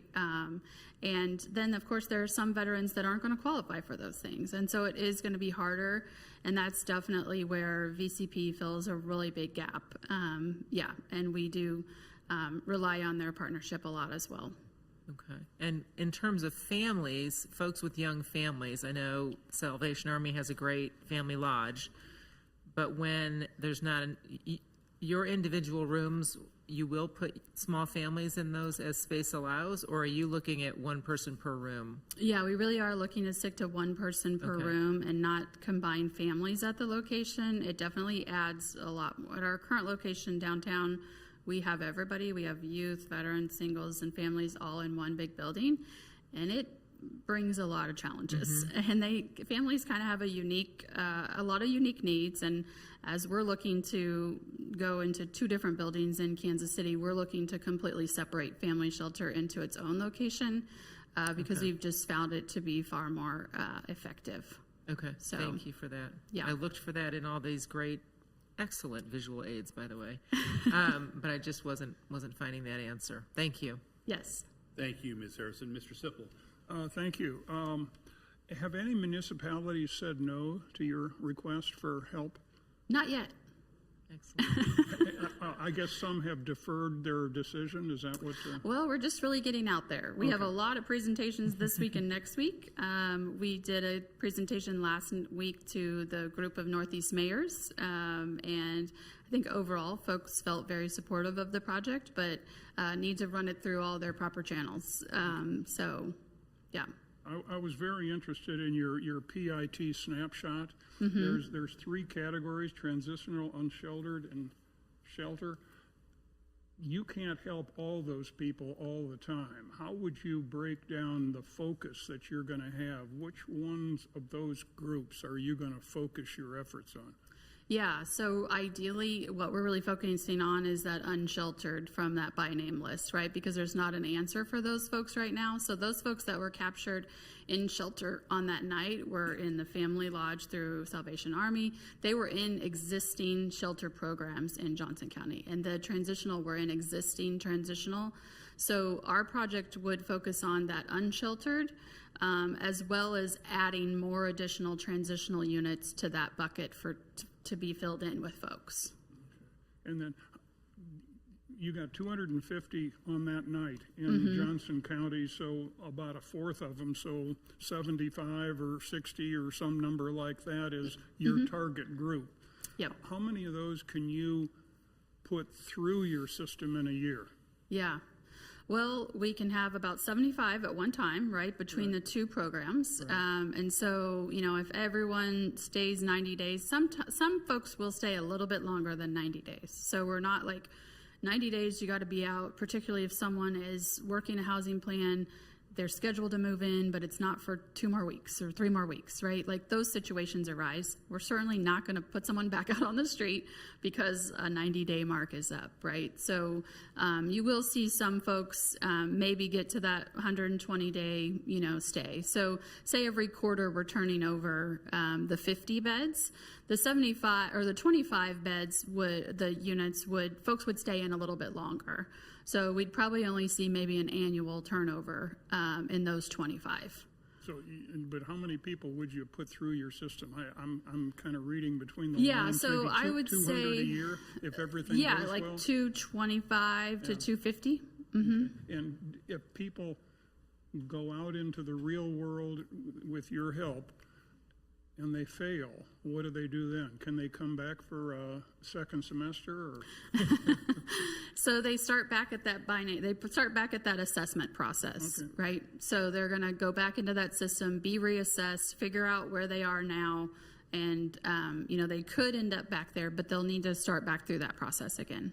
We've got a couple of letters from some constituents, and I guess you probably hear this from other neighborhoods as well. There's a concern about maybe safety in the neighborhood where your hotel is.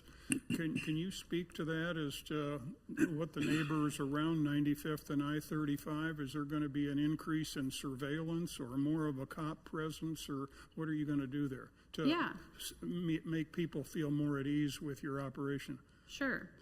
You know, what we're finding as we do more community meetings, the more folks really understand the project and the more they get to know us and we're building a relationship with them too, folks are becoming a lot more comfortable. So we're really trying to set the precedent that we are adding a lot of safety measures to the property and to the site, right? So it is not a walk-in or walk-up. People are not getting dropped off. It's a referral-based. We are scheduling intakes for people. There is controlled access to the entire building. There will be controlled access at gates and to enter into the property, right? We're trying to really make sure that only people who are supposed to be there are on the property. And then as well as really helping folks understand that when you provide this 24-hour, you don't have to leave situation, you don't have folks wandering around in the neighborhood, right? They're really engaging and most people are taking advantage of all the opportunities that really are there for them. You know, but we have welcomed both the business and the neighborhood community to say, let's have a monthly meeting. You know, you will know us. Here is our contact information. If you are ever concerned, we want you to reach out. And certainly some folks, you know, have expressed, particularly some older folks who might live alone, you know, what does this mean? Am I still going to be safe in my neighborhood? The neighborhood expressed that they had a halfway house some years ago in the community, and they had some problems with it, but they could never contact anyone there. They didn't feel like they had a relationship or could resolve the issue. So those folks seem to feel like, okay, we know you, we've got somewhere to call if something happens. So yeah, and the businesses have been, actually excited. So of course, with reserves, cautiously optimistic, right? But a number of the businesses have said, we're ready to hire people. We have jobs we can't fill. Another business owner shared that they actually lost out on a lease of some office space because when the company came in to sign the lease, someone was in the lobby who was experiencing homelessness and had their stuff all over everywhere, and the folks walked out and left, right? And he felt like there was a solution. He felt like he didn't have one right now, and it was obviously impacting his business in a negative way. And hope to see that this would, impact it in a more positive way. Good. One other question, and you got to help me develop a response to some of my constituents here, but illegals. This would be a gravy train if an illegal would get entrance to your process at the exclusion of citizens. How do you handle that? Or help me get a good response so I can say, no, this is going to be for bona fide Americans and not necessarily people that are here and that have broken the law to get into our country. So tell me how I should respond to that. Yeah. So my response really would be, A, those folks might get assessed at that hub, right? Because the hub's going to assess everybody that walks in the door. And so, again, they're going to be looking for a solution there. And the other things I would say are that, honestly, we do not see a large immigrant population experiencing homelessness. And they do not typically come into programs like this. They do tend to support each other as a family unit and stick together and navigate their way through it. They might need a little help here or there, but typically we don't see folks come in. And so I don't expect it to be a big issue at all. Okay. And lastly, what's your annual budget? For this project? When you're up and running in 26, let's say. Yeah, so for this project, it's just a little over $1.5 million for the operating budget. Okay. Yep. Thank you very much. Yeah, Thank of you, course. Mr. Sippel. Yes, Ms. Larson. I would like to hear from Chief Robbins. I think we do have some expenditures and some resources that we expend on homelessness, and perhaps we're already devoting money that we are not aware of. I was hoping that Chief Robbins would address us with what we're... Let me see if we've got additional questions Okay. for Ms. Boyer, and then we'll ask Chief Robbins to step up. Dr. Castor, you've not had a chance tonight. Yeah, just two quick questions. Again, thank you for being here. Again, I didn't see law enforcement on the list of organizations that can do direct referrals. To piggyback on Ms. Larson's comment, if our law enforcement did find somebody who might be a good person for the program, can you kind of walk us through how that process would look, especially if they don't have their own transportation to be able to go and have an in-person assessment? Yeah. Yes. So we're going to be really working to build those relationships over this next while. But with the system already in place with both the street outreach workers and the co-responders, all of those team members are trained and able to do that assessment. And so they can come to people wherever they are. And so we really want to be able to work closely with all the law enforcement agencies to really make sure they're aware of all those resources, that we connect all the players together, and that already we start really getting those folks assessed and on that list, as well as those street outreach workers can be resolving folks' homelessness right now, right?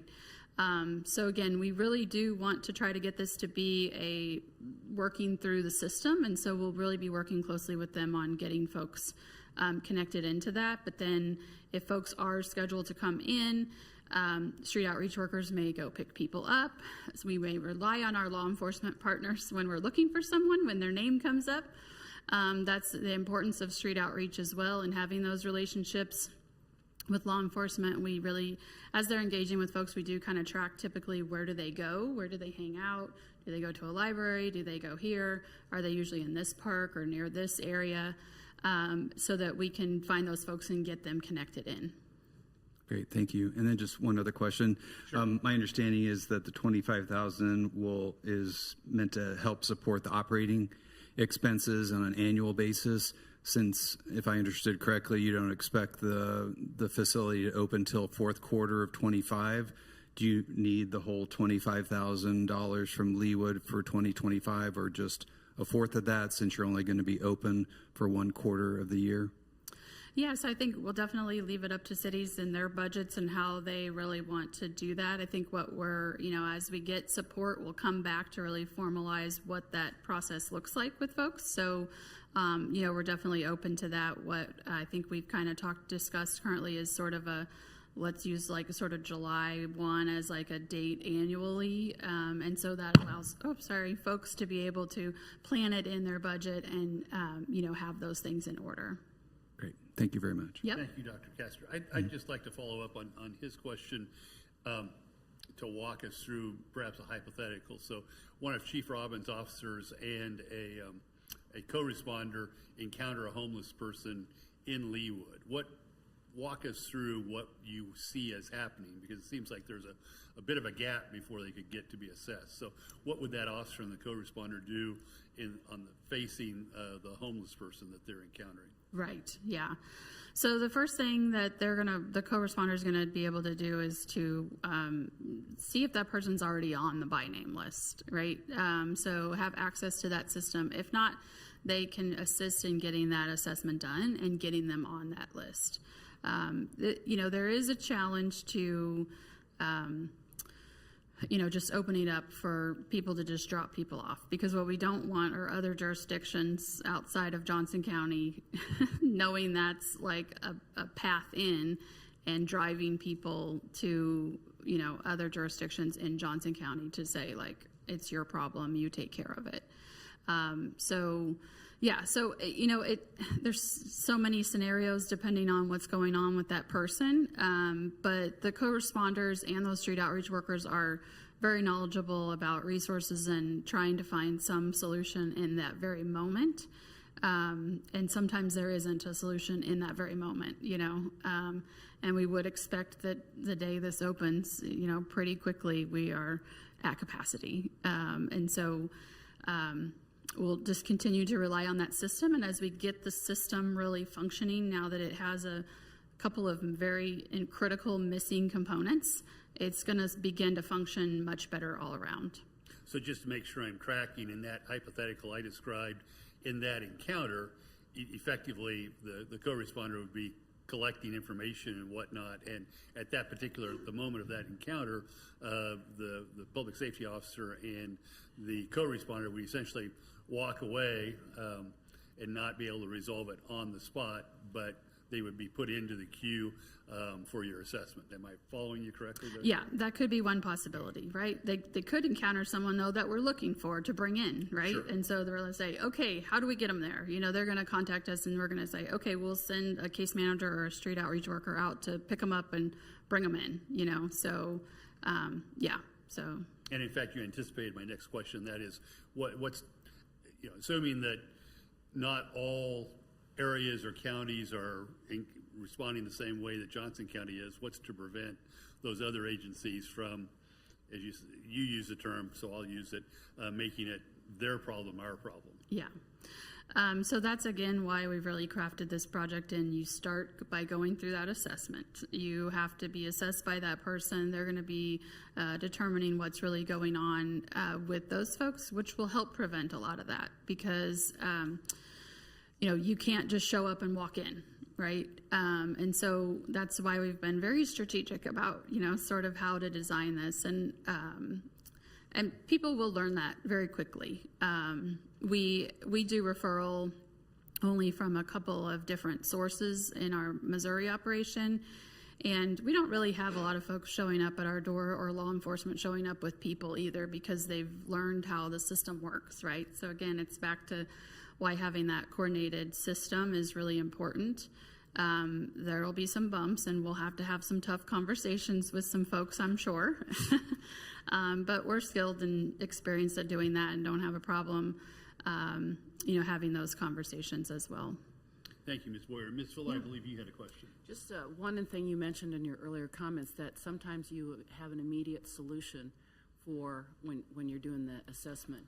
And if an example of that would be lovely. And also just to comment on, I was surprised how that you had such a high percentage, or 16% of them over 55, and that you are really having a very significant elder population, which is not what I'm expecting when I think about that. So Yeah.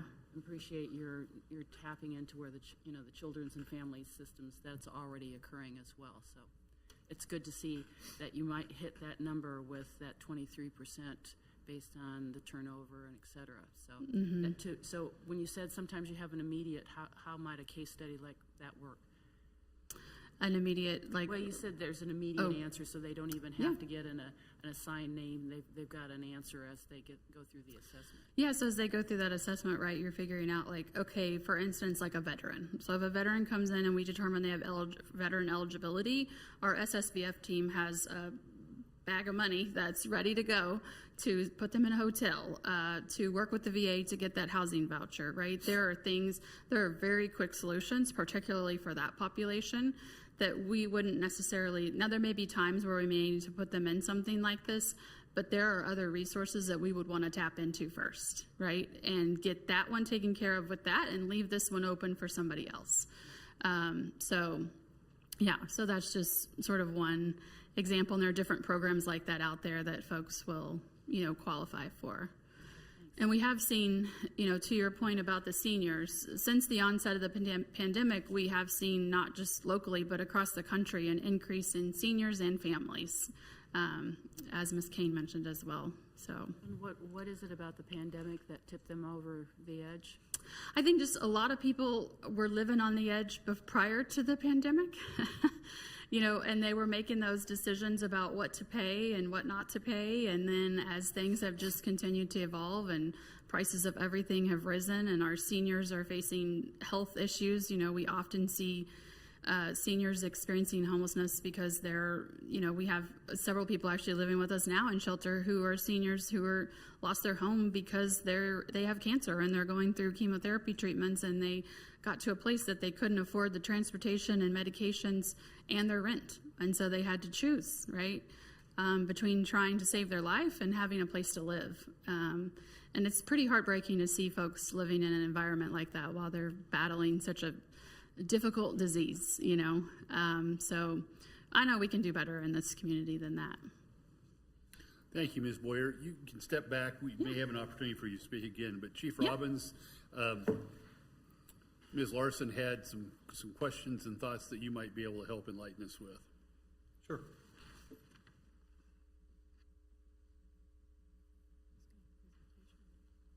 Good evening, Brad Robbins, Police Chief. This is not a statistic that we normally bring in to law enforcement. So the numbers I can provide you tonight is just digging into cases where someone has self-identified themselves as being homeless. You can see, I don't think it's any surprise, you can see it out driving the streets. There are more people who are self-identifying as homeless in our community. You see them out panhandling on the streets or just moving around through the community. Has been increasing. I went back 5 years. This year to date, we are certainly hitting a new high in people self-identifying that way. But we've also had more success working with Johnson County Mental Health with our co-responders, as we've doubled our number of co-responders, and then they've also implemented their street outreach program. And we've been able to place 6 people in shelters so far this year versus just 2 a year before. So, but it's much of what Ms. Boyer already touched on is there are some of these people who have mental issues. There are some of these people who have medical issues and are transported medically. And then there are some who have criminal issues and face arrest, be it misdemeanor and they continue to trespass on private property, or they do something more serious and they come to our attention. Ms. Larson. Thank you, Chief. I felt as though we were dedicating resources already to this issue, and thank you for verifying that. And the angle that I'm looking at this from is that this $25,000 will help do so in a more permanent and positive way than utilizing resources through our first responders, both police and medical. And with Restart's percentage of 90% of homelessness, having a better outcome and stable housing, I appreciate you bringing this information, and it just verifies my thought that this is definitely something that we should do and participate in.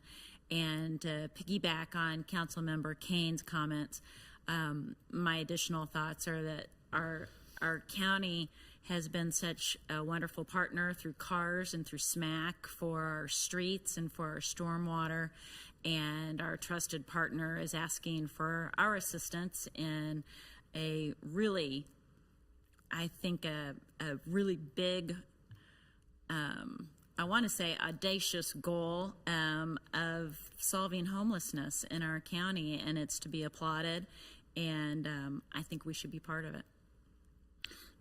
Thank you, Ms. Larson. Chief, just to make sure I'm tracking your chart here. So 2024 to date, you've had effectively 51 reported encounters with those who self-identified as homeless.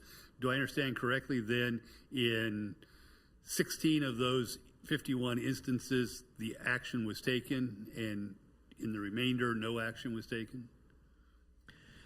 We didn't track every action, because every report is somewhat different. Some of these people, they don't ask for any resources. You may have just encountered them, in a traffic event, or, somebody's suspicious. They're living in their car and somebody else sees it and they're called in, and you go and you check them out and you offer them resources and they say, no, I'm good. So.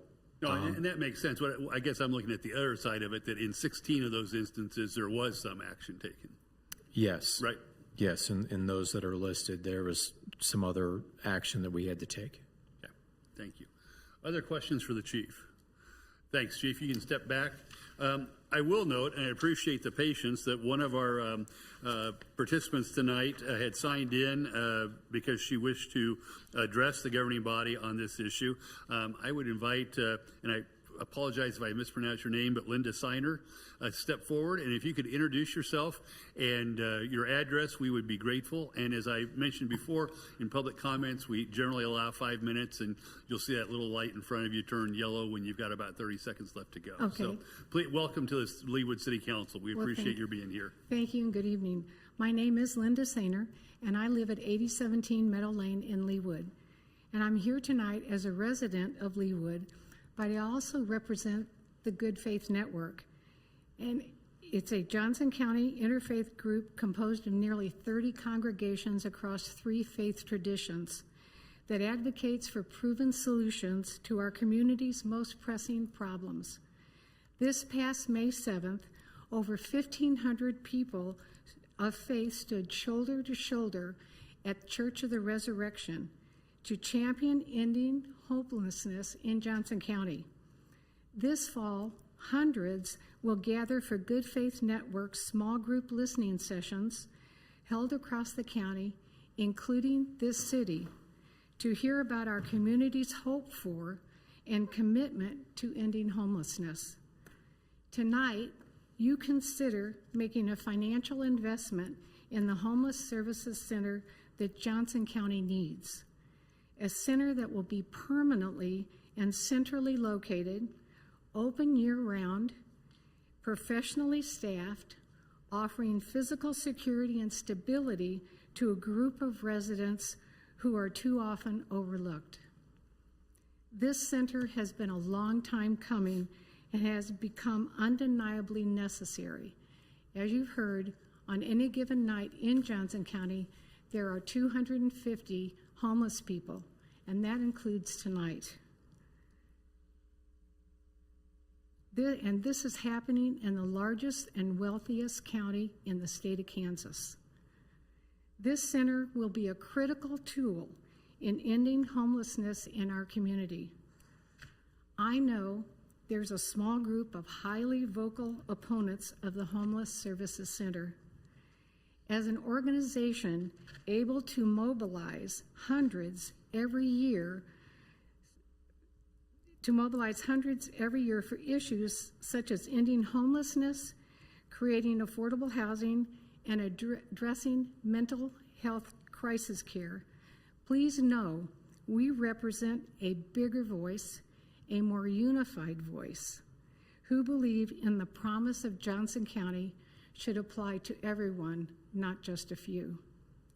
So I urge you, as a citizen of Leawood, but also as a member of the Good Faith Network, to support this action item tonight.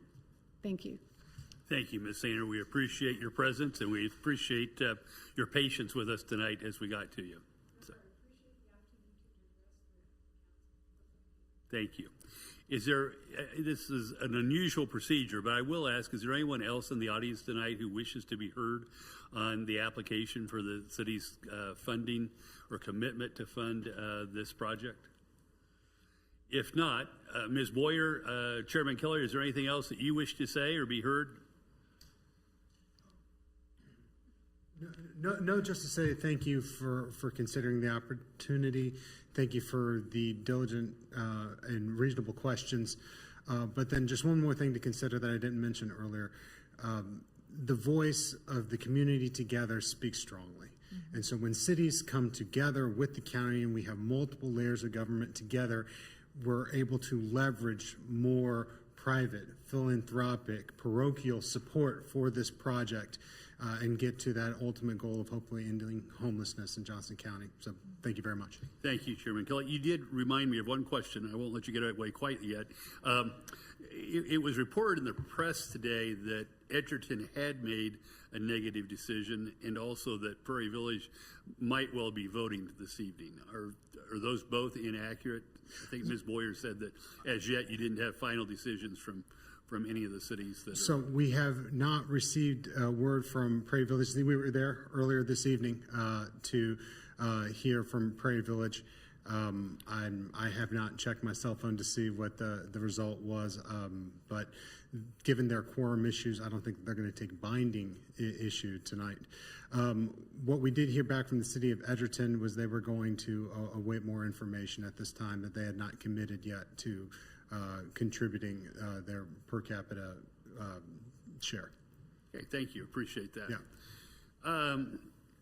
I guess at this point I turn it over to discussion by the council.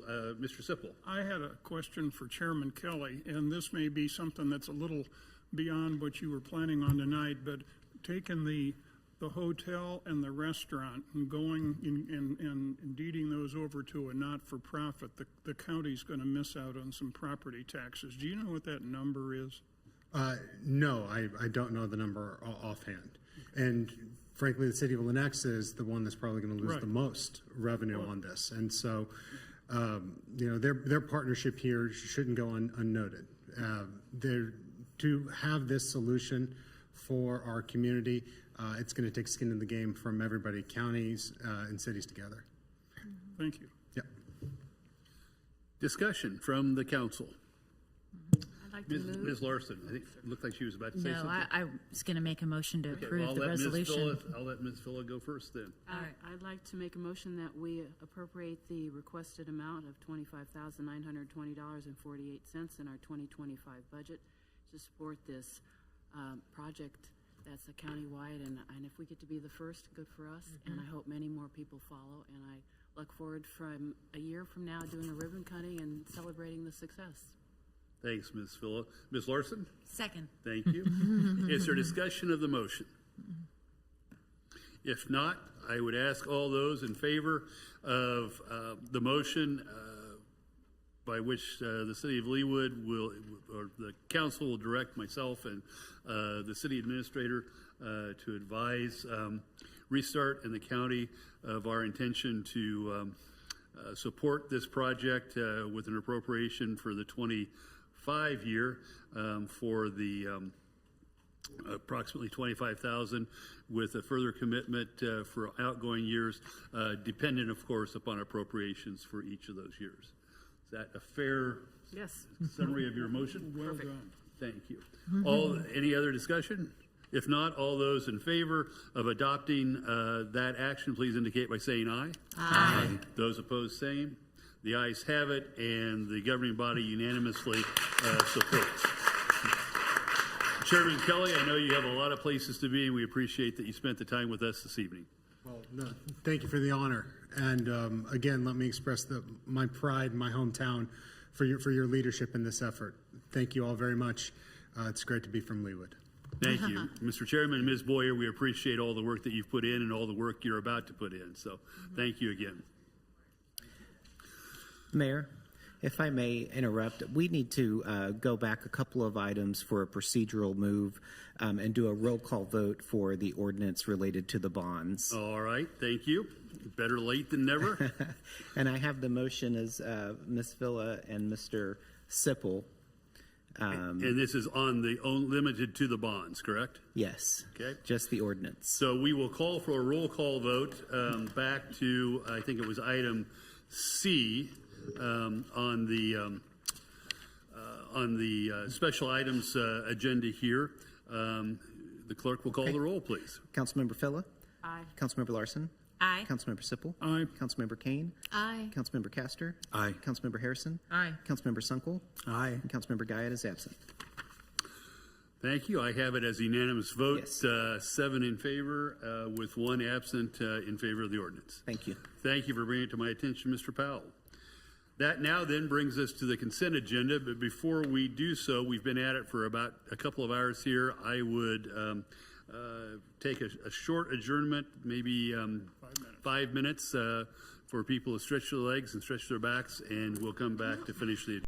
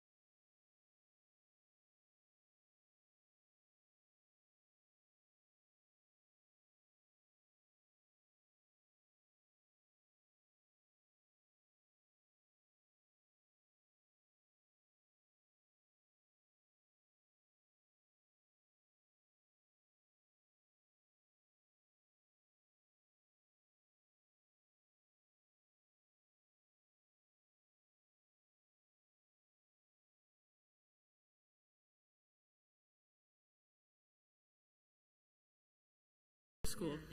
All right, the governing body will come back to order, please. We move now to the consent agenda. Are there any items on the consent agenda that any governing body member would like to withdraw for further discussion? Yes, Mr. Sipple. I would like to pull item A, please. Item A. Thank you. Yes, Ms. Larson. L, please. L as in Lima. Yes. As in Leawood. Is in Leawood. Any other items to be withdrawn from the consent agenda? If not, I would entertain a motion to adopt the remaining items with the exceptions of A and L on the consent agenda. Ms. Phila has moved. Is there a second? Second. Thank you, Mr. Sipple. Any discussion of the motion? If not, all those in favor of approving the items on the consent agenda with the exceptions of A and L, please indicate by saying aye. Aye. Those opposed, same sign. The ayes have it. And all the items on the consent agenda with the exception of A through L are adopted and approved by unanimous vote. Call now item A, accept appropriation ordinance numbers 2024-28, 29, and 30. Mr. Sipple. Thank you, Mr. Mayor. I need to recuse myself from voting on this item because my wife's name is listed as a payee. She's an independent contractor that works with the Parks Department. So I'm going to recuse myself from voting. Move to approve. Any other discussions? If not, I hear Ms. Phila, thank you, having moved to approve item A. Is there a second? Second. Thank you, Mr. Sunkel. Any discussion? All those in favor of approving and accepting the appropriation ordinance numbers 28, 29, and 30 for 2024, please indicate by saying aye. Aye. Those opposed, same sign. The ayes have it. And item A, relating to the appropriation ordinances 28, 29, and 30 is adopted and approved. Takes us to item number L, which I believe was Ms. Larson. Ms. Larson.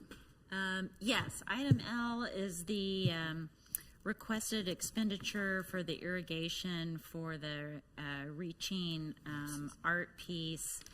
And while I commend staff for coming in $31,000 under budget, I cannot support the expenditure for the irrigation for the art piece. I just feel as though we have gone way over the anticipated cost for this installation, and I'm sorry, but I've reached my threshold on this particular item, and I just can't support the expenditure. Do you have a question for Chris that No. relates to that at all? So, okay. Other discussion on the request to authorize the expenditure of the excess funds for the irrigation of the reaching site. Ms. King. Yes, while I probably have reached my threshold as well, I've driven by playing pickleball, mind you, in our city park multiple times recently, and the site, the entrance to the parking lot is there, the grading is happening, the berms are there. It is becoming more stately and more beautiful as we progress, and I too I've stated publicly before that it kind of got to be a runaway train, but nonetheless, here it is. And I'm happy to see that we're $31,000 under. And I do think that one of the worst things we could do now is to allow the landscaping that we put in to fail. And as it's stated in here, this will even save staff time because they won't have to go manually watering over there. So although I too have reached my threshold, that's a good way of putting it, a polite way of putting it. I still support the idea that we are irrigating this site as we do irrigate other art piece sites. And that was landscaping and beautifying some of our art selections was one of the priorities, and that was part of a designated program with the Arts Council. So this goes hand in hand with that. Thank you, Ms. Kane. Additional discussion? If not, do I hear a motion? I move that we approve the expenditure of $26,495 for irrigation for the reaching site. Thank you. Thank you, Ms. Kane. Thank you, Ms. Harrison. Additional discussion over the motion? If not, all those in favor of approving the request to authorize the expenditure for irrigation for the reaching site, please indicate by saying aye. Aye. Those opposed, same sign. No. Thank you. The record will show that council members Phila, Sunkel, Sipple, Harrison, Kane, and Castor. I'm sorry. No, Castor. Castor voted no as well, right? Let me start again. The record will show that council members Phila, Sunkel, Sipple, Harrison, and Kane voted aye. Council member or governing body members Larson and Castor voted nay, and council or governing body member Guyed is not present this evening, so the vote passes on a vote of 5-2, I believe. And the expenditure is authorized. That takes us to the mayor's report. I have a brief one someplace in this stack of paper.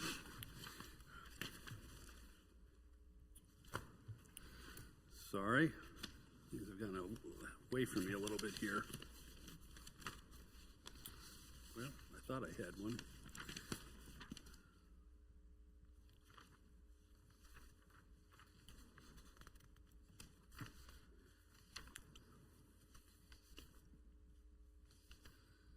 There it is. Sorry. Thank you for your patience with me. I have just 4 items to note tonight, one of which I think I've already mentioned, but I'd note that on July 25th, I had the opportunity to present a mid-year report on the state of the city to the Huntington Farm Homeowners Association. We had a great discussion of the issues that are of concern to them and the developments within the city over the last 6 months. On the 29th, I had the opportunity to participate in the ribbon cutting for Mother Clucker, a new hot Nashville chicken restaurant in Park Place, and I have tried it twice now. I would encourage you all to give this new casual dining experience a try, and would note that if you're not one for spice, they have an unspiced version of their chicken, and it's very good. On the 1st of August, I was sorry to learn that the Hereford House, a Leawood institution, was closing its doors effective, I believe it was August the 3rd. That restaurant had been a mainstay in Leawood since its opening in 1996 and was owned and operated by a resident of Leawood. We'll all miss this great Leawood business. My wife and I had the opportunity to say goodbye ourselves on Friday night. And, of course, too little, too late, but the place was really busy on Friday night. And last, just to repeat something I said earlier this evening, as you know, we've just completed the process of issuing the City of Leawood's general obligation bonds. This included a review of our credit rating by Moody's. I'm very pleased to report that on July 26, Moody's affirmed the city's bond rating as AAA, the highest credit rating that a municipality can receive. And as Mr. Arterbury noted, even though you can't get better than a AAA, our score on their scorecard was greater than it ever had been before. That process then proceeded through last week until this morning when we opened the bids to purchase our bonds, and the final bid was extremely favorable to the city on both the bonds and the temporary notes. As I mentioned earlier, I want to recognize David Arterbury and Connor Swanson of, I always say it wrong, Stiefel, Nicholas and Company, along with Don Cobby, Jana Raper, Loretta Morgan, and the entire finance team, pardon me, for all of their excellent work in bringing about such a successful result. It's really pretty remarkable when we looked at what the costs were on a number of the other bonds that had recently gone out. And just an interesting, this was a new process for me, just an interesting side comment. Ours was the largest bond issue of the day across the country, actually, for municipalities. And, of course, in the state of Kansas, we were the only one that was making an offering with a AAA rating. So, and timing is everything. Our financial advisor told us that if we'd done this a week ago, before the somewhat disappointing performance of the stock market the last 3 days, the cost probably would have been greater. So, again, thank you to that team. They did a great job. Council member reports. Any reports from the council members? I would just make a comment here, and I'm pleased to proceed however you all feel is appropriate and relevant, but I've appointed each of you to be the liaison for a committee, and part of the function of a liaison is to communicate back to the rest of us what's going on in that committee. So I would encourage you, as you see appropriate, and I think there are two of you assigned to each committee. Both of you don't have to report, but I think it would be helpful and would help us create a record for the public as to the activities of the numerous committees that we have. We'll have kind of a quasi-report from a couple of the committees here in just a moment, from Public Works and Stormwater, but the works of the Golf Committee, the works of the Parks and Recreation Committee. Again, we get the reports from staff, but you all can provide an additional perspective for us all. So I'd really encourage you all, as you see fit, to help us out in the future and give us some insight as to what's going on in the committees. That takes us to the City Administrator's report. Yes, Mr. Sipple. I just wanted to follow up, Mr. Mayor, on the comment you made about the Hereford House. I'm a member of the Leawood Rotary Club, and we've been meeting at the Hereford House probably for nigh on to 10 or more years. And so it caught us flat-footed as well, that we won't be able to have our breakfast meetings there. And I want to give a shout out to Chris Claxton, who has gone out of her way to help us find alternative meeting places. We're going to meet at the Wave at the swimming pool for the month of August. And I wanted to thank her for all the effort that she put into getting us that spot. Nice. Thank you, Mr. Sipple. Ms. Stoddard. Oh, Ms. Harrison, did you have a comment? In the interest of making a very quick councilperson's report, since you just suggested that we might report on our committee work, and this is timely, I will say that the Sustainability Advisory Board had a very successful electronics recycling event in late July, and we collected about 25,000 pounds of things with cords that plug into the wall, and kept those out of our landfill. And this year we did a little above and beyond by partnering with, this is a tongue twister, Flourish Furnishings Furniture Bank, which is started off as a ministry of Church of the Resurrection and outgrew it and became their own charity organization. And we rescued 30-something television sets, all of which are bigger than this. None of them were little TVs. And we rescued those because they still worked, and we hauled them over to Flourish to be used in another home someday. So that was a win-win. So, and many of you were volunteering there, and I thank you, and many Rotarians stepped up to the plate to volunteer as well, so I thank you. Thank you, Ms. Harrison. Yes, Ms. Phillip.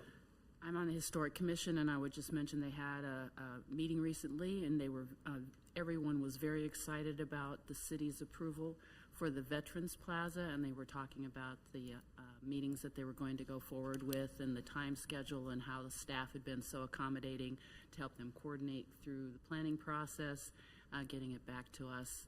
I believe that's going to be in October, maybe. It might be that far, September, October, depending on the process. I think that application may be coming before you in early December. Okay. Does that sound right, Chris? Maybe it was Planning Commission in October. So anyway, they were very pleased at how fast that they could get it through with the staff's help and the fact that we had supported it. And, you know, everybody's jumping up and down going, whoa, yay, that was really good. So that's all I want to share. Thank you, Ms. Phillip. Any other items? All right, Ms. Stoddard, your turn after all. Unfortunately, after hearing you encourage reports, I have none this evening. That's quite all right. You've had a very busy week with this bond issue and with some of the things we're trying to do with the stormwater management. So I appreciate that. That takes us to committee recommendations. The governing body calls from the Stormwater Committee a recommendation from the Stormwater Committee on the creation of a storm sewer replacement project in Leawood South and Leawood South Townhomes. Mr. Lay, or would the chairman of the Stormwater Committee wish to speak to this? I would be happy to speak to this. We had a meeting. Thank you, Ms. Phillip. Leawood, Could you move your microphone just a bit closer? yeah, I'm scooting. I'm scooting. Okay. Leawood South Townhomes was going to replace a retaining wall, and it was adjacent to our sewers where we had a plan in place to do some work there. So we're trying to work smart and support getting the pipe underneath that's doing the same thing we heard about earlier, dissolving in the ground, to get that reconstructed, and we'll use the 1/8 cents sales tax to do that. We're going to ask that the same folks that we used before, Afinas, would complete the design since they've already worked in that area before. So we're just working smart. That's just all it is. Thanks, Ms. Fuller. Are there questions for Ms. Fuller on the recommendation from the Stormwater Committee? Yes, Mr. Sipple. Just a quick question. Was this particular part of Leawood South townhomes affected by the flood that the other people had? I mean, it's less than a mile away. I just wondered if they were inundated as well. No, they were not. They sit up much higher than the ground behind them where the storm sewer is at, so they were 10 feet above it probably. Okay, thank you. Mr. Lay, before you step back, I should have asked you this in the earlier portion, but could you enlighten the governing body a little bit on the activity your team's engaged in terms of mapping the areas of the city that were impacted by the early July rains?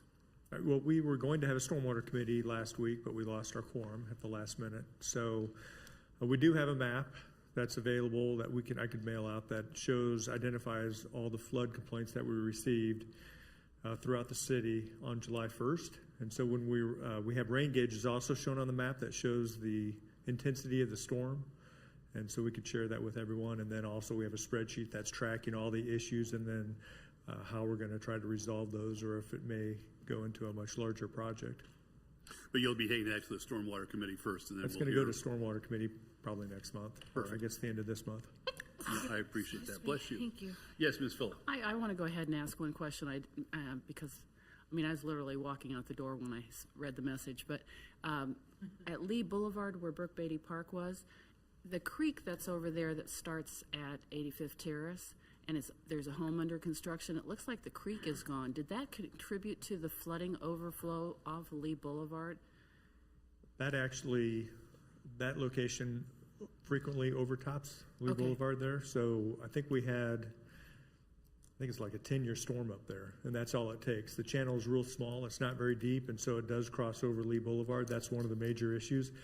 Public Works was trying to do a project back in the 90s to widen that channel all the way up to 83rd Street, but the residents did not want us to go in there and widen out the channel, so we left the project.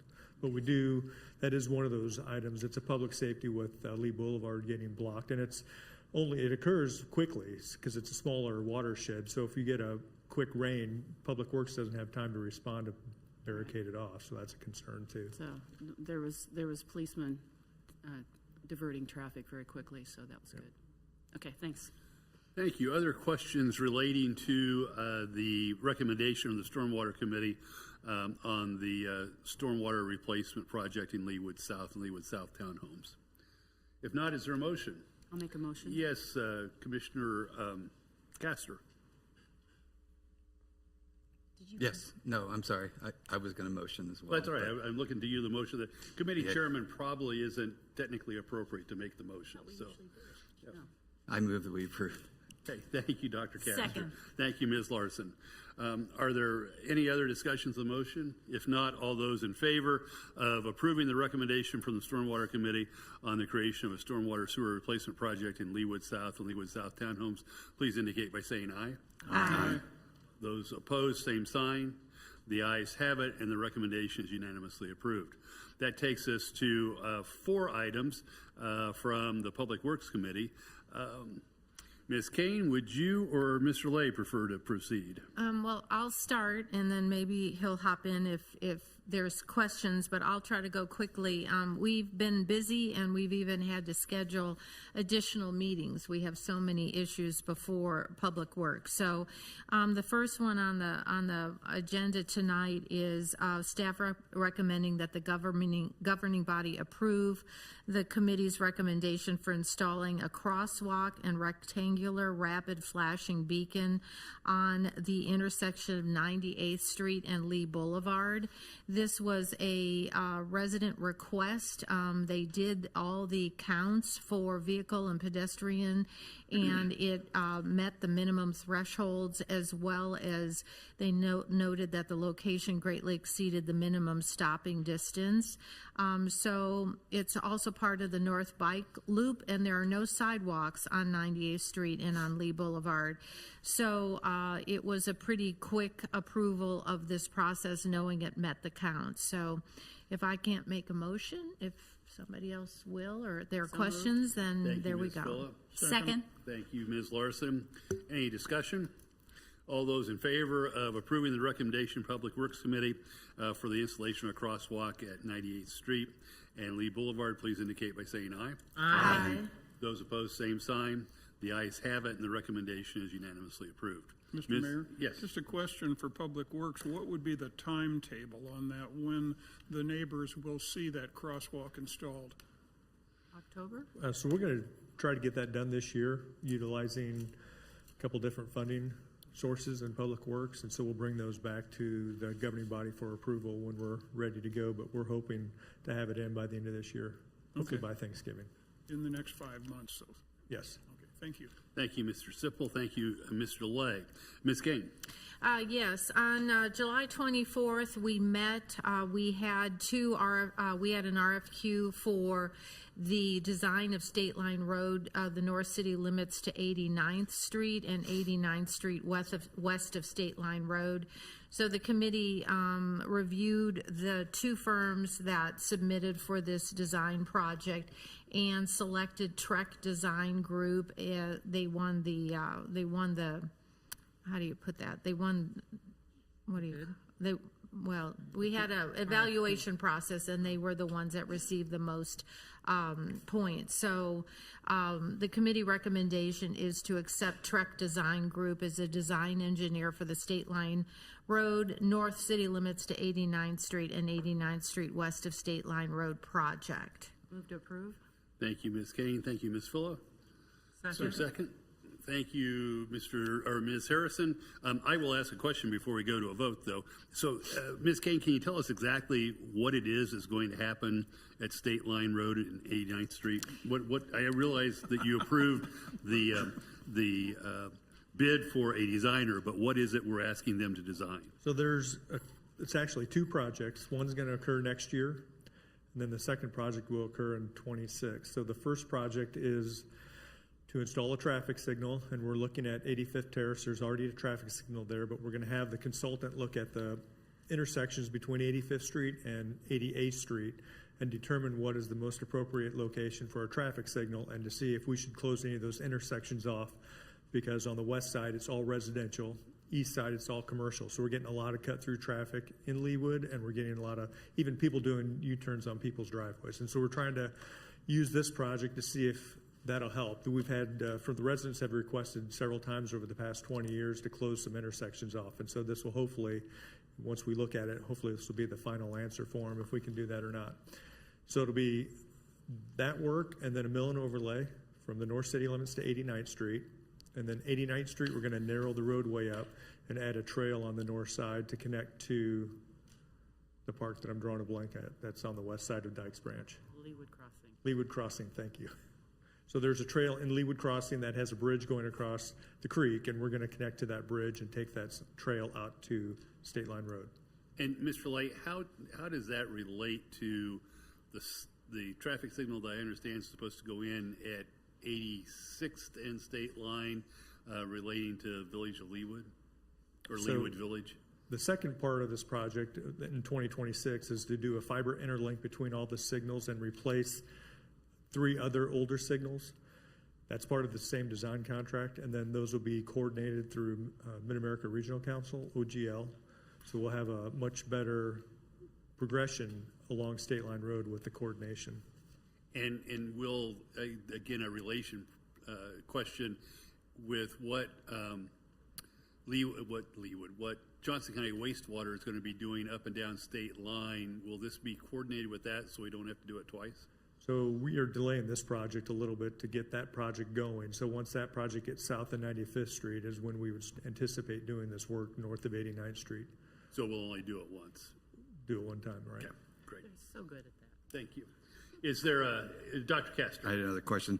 So I didn't see cost for this design in the memo. So when the committee's trying to decide between two, do we have a cost for each of those? Is that part of the process to It's decide? not part of the process. So we just do it based on qualifications. And once that firm gets selected by the governing body, then staff will work a scope and fee out with the consultant. Okay, thank you. And we'll have an opportunity to consider the cost Yeah, before we sign the contract. All these will come back to the governing body probably in September for approval. Move to approve. Thank you, Dave. I think we have a motion and a second pending, if I remember correctly. All those in favor of approving the recommendation from Public Works Committee for the selection of Trek to be the designer of the State Line Road and 89th Street project, please indicate by saying aye. Aye. Those opposed, same sign. The ayes have it, and the recommendation is unanimously approved. Ms. Kane. So on that same meeting, we had 3 firms that submitted for the project as designer for the 103rd Street Mission Road to State Line Road project. And again, we have a process, a form we fill out, and the one that won the highest amount of points in this case was a Finis. And I'll let David explain the details of that project, as well as the next one, please. So on this project, we've had parents, kids that go to Brookwood, concerned about the sidewalks along 103rd Street because they're right up against the back of sidewalk. Plus, we've had issues with the traffic signals and school zone beacons in front of Brookwood as far as visibility and people stopping at those. And so this project is a mill and overlay, and we're going to look at doing a road diet. So we'll go proposing to look at going from 4 lanes to 3 lanes, and then either striping bike lanes or striping a buffer between the vehicle lanes and the sidewalks to give a little bit of a buffer space. That's what the consultant's going to look at to see if we can do that road diet. And then along with the improvements in front of Brookwood, we're looking at replacing the traffic signals with a hawk signal, which has more heads above the traffic lanes to help bring attention to the traffic signal. And then we're looking at installing new school zone beacons. Thank you, Mr. Lay. I'd note that this is a project that has created a lot of, not controversy, but a lot of comment from the parents in that area. So it will be well received, I'm sure, by those parents. Ms. Phillip. I was just going to mention that on the Stormwater Committee, one of our stormwater volunteers mentioned that his daughter had actually been one of those kids who had gotten bumped off the sidewalk right next to the oncoming 40 an hour, which is supposed to be a 20-mile-an-hour zone, but mothers have said that they stand there and watch them run through that. But his daughter, if someone hadn't stopped and literally had tripped off the side of the curb, would have gotten hit. So it really is hopefully a good thing to do to protect our kids. Thank you. Other questions from Ms. Kane or Mr. Lay? If not, do I hear a motion? So moved. Thank you, Ms. Villa. Thank you, Ms. Larson. Any other discussion? All those in favor of approving the recommendation from the Public Works Committee to the selection of Finis to be the designer for the 103rd Street Mission Road to State Line Road project, please indicate by saying aye. Aye. Those opposed, same sign. The ayes have it, and the recommendation is unanimously approved. Ms. Kane, last time. One more time. So same meeting, we had to select another designer for the project of 133rd Street. This is High Drive to State Line Road. It's a trail project on the north side of 133rd Street. And the committee recommendation is to use Kimley Horn as the designer for this project. Mr. Lay? So that project on 133rd Street, there's a 10-foot trail that goes from High Drive over to Metcalf, so that's 3 or 4 miles, and then it stops at High Drive. There's no sidewalk east of High Drive on the north side, and so it just stops. And there's about 5 or 6 property owners in Greenbrier that have a lot of landscaping that the city installed within the right-of-way. And so we're going to try to work with those property owners, with this designer, to come up with a solution to put a trail in, a retaining wall, and then re-landscape that area so we can get some better pedestrian connectivity down 133rd Street. So it would go from High Drive over to State Line. And we are utilizing the 135th Street impact fee. Oh, what is that? Yeah, 135th Street impact fee. Yeah. Thank you, Mr. Lay. Questions for Mr. Lay? Yes, Ms. Harrison. Thank you. I walk this often, and so my neighbors and I are very excited about this because you have to zigzag and cross the street. But we do have sidewalks on a little stretch of the north side. We have them by the shopping center, and then the little pond that's a part of that enclave of Cedar Point or something. So there's some side. Are you going to make those sidewalks wider, or is the connectivity really just the 100 yards that doesn't have it? So we plan on taking the trail all the way to State Line. And Okay, so once so we you're have it gonna designed, widen- we are going to go after federal funding for the project too. Excellent. Might I suggest some creativity, that sidewalks don't have to be straight? You can go just right around those trees that are there. Little zigzaggy activity might keep people on their toes. I know those retaining walls are right in the way, and there's even some guy's driveway that pops out of there, or has a second driveway or something. And there's street lights in the way, so there's Yeah. quite a bit on that side of the I've road. walked it a few times, David. But very excited. The Greenbrier people, very excited. And the because HOA it- has reached out and said if we need help, that they would be willing to meet with us and the property owners along 133rd Street, because the HOA supports this too. Nice. Thank you, Ms. Harrison. Thank you. Other questions for Mr. Lay? What's the time? I was going to ask one more question. What's the timeline on this one? So the funding we have only will cover the design. It does not cover the construction. So we're going to, as I mentioned, go after federal funding to try to make up the difference. And then as more developments along 135th Street come in, we'll be collecting more funding. So probably not in 2024. No, definitely not.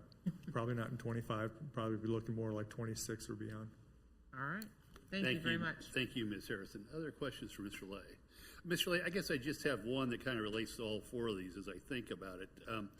So these are all recommendations for approving a designer, and presumably the ultimate output from the designer will be a design for each of these projects. Will that design also include a cost estimate? Yeah, they'll provide a cost estimate once they get towards about 75 to 80% complete with the plans. Because the reason I ask that question is a number of the governing body members have expressed concern about expenditures and across the board. And if we're going to look hard at expenditures, I think we have to look hard at all of them. But we'll have that opportunity and make some informed decisions along the way about the investments we're being asked to make. Is that correct? That's correct. So these projects are in the budget. We're getting CARS funding for most of the projects. And so if we go over budget, Public Works will be back here to discuss it before we proceed forward. We had a problem last year with the 2023 residential recon. We bid the project and it came in, I think, $700,000 over budget. So staff recommended to not build the project, and then we went back in, bid it at a better time of the year, and did some cost or some value engineering and brought it back down within budget. So we'll have that opportunity. you have that opportunity. Yeah, thank you. I think Even after we bid the project, if it comes in high, you still have the opportunity to not accept the bids. So we might even have the opportunity twice. That Right. Initially at the design cost, and then later on at the time that the bid for the actual construction is done. Correct. Okay, thank you. Mayor. Yes, Ms. King. Yes, I'd like to just make a shout out to not only our staff, Public Works staff, but also our Public Works committee, because they have had to come and be available more often than normal. And they do a really good job, and we have a lot of robust conversation. We start at 7:30 in the morning on a Wednesday, and we have a hard stop at 9, and sometimes we have trouble getting that hard stop. But shout out to David and his staff, which do an excellent job, and the wonderful volunteers on that committee. They do their job, and they do it well. So and they spend the time, and we hardly ever have quorum problems on that committee. So yay for that. Hardly ever. Thank you to your staff, and thank you to that committee. And I'll pass that on to staff. And I would join in that, that's going above and beyond the duty of what we expect our citizens. So, Right. thank you. I think Ms. Phila had another thought really for the good of the order. It's a little outside the agenda, but we've been kind of going back and forth on the agenda all night. So, Ms. Phila? Well, maybe I put it under, I don't know whether it's old or new business, but I just wondered if we wanted to do something formally to reach out to Lenexa, encourage them, thank them for, whatever we should do to encourage them to support the project, right? Almost. Yeah. And I think I would suggest that that's probably included in the motion that we passed directing the mayor and the city administrator to advise appropriate parties of our decision, and we should add to that the encouragement to the city of Lenexa to favorably consider the zoning issues that they're addressing. Because I wanted to reach out to them. I was like, well, give me their names. I want to send them an email and say, thanks for your being at the forefront of this great solution. And then I thought, well, maybe I'm not the only one that would like to say, go team, go. Well, So- the more the better, I would suggest. So. Yeah, okay. Any other items to come before the council this evening? Yes, Mr. Powell, what I have I don't forgotten believe we now? voted on the last Public Works Committee. We did not vote on the No, last we one. didn't, sorry. Did we have a motion? No. So moved. Thank you, Mr. Sunkel. Is there a second? Thank you, Mr. We're keeping him on his toes tonight. Thank you, Mr. Sipple. Any other discussion? My apologies. If not, all those in favor of approving the recommendation for the work at 133rd Street from High Drive to State Line Road, please indicate by saying aye. Aye. Those opposed, same sign. The ayes have it, and the recommendation is unanimously approved. Is there any old business this evening? Any new business this evening? If not, is there any other additional business for the good of the order? If not, my thanks to the entire governing body tonight for a great discussion, both in the executive session and in the general session tonight. Appreciate your service and your dedication. With that, we will stand adjourned.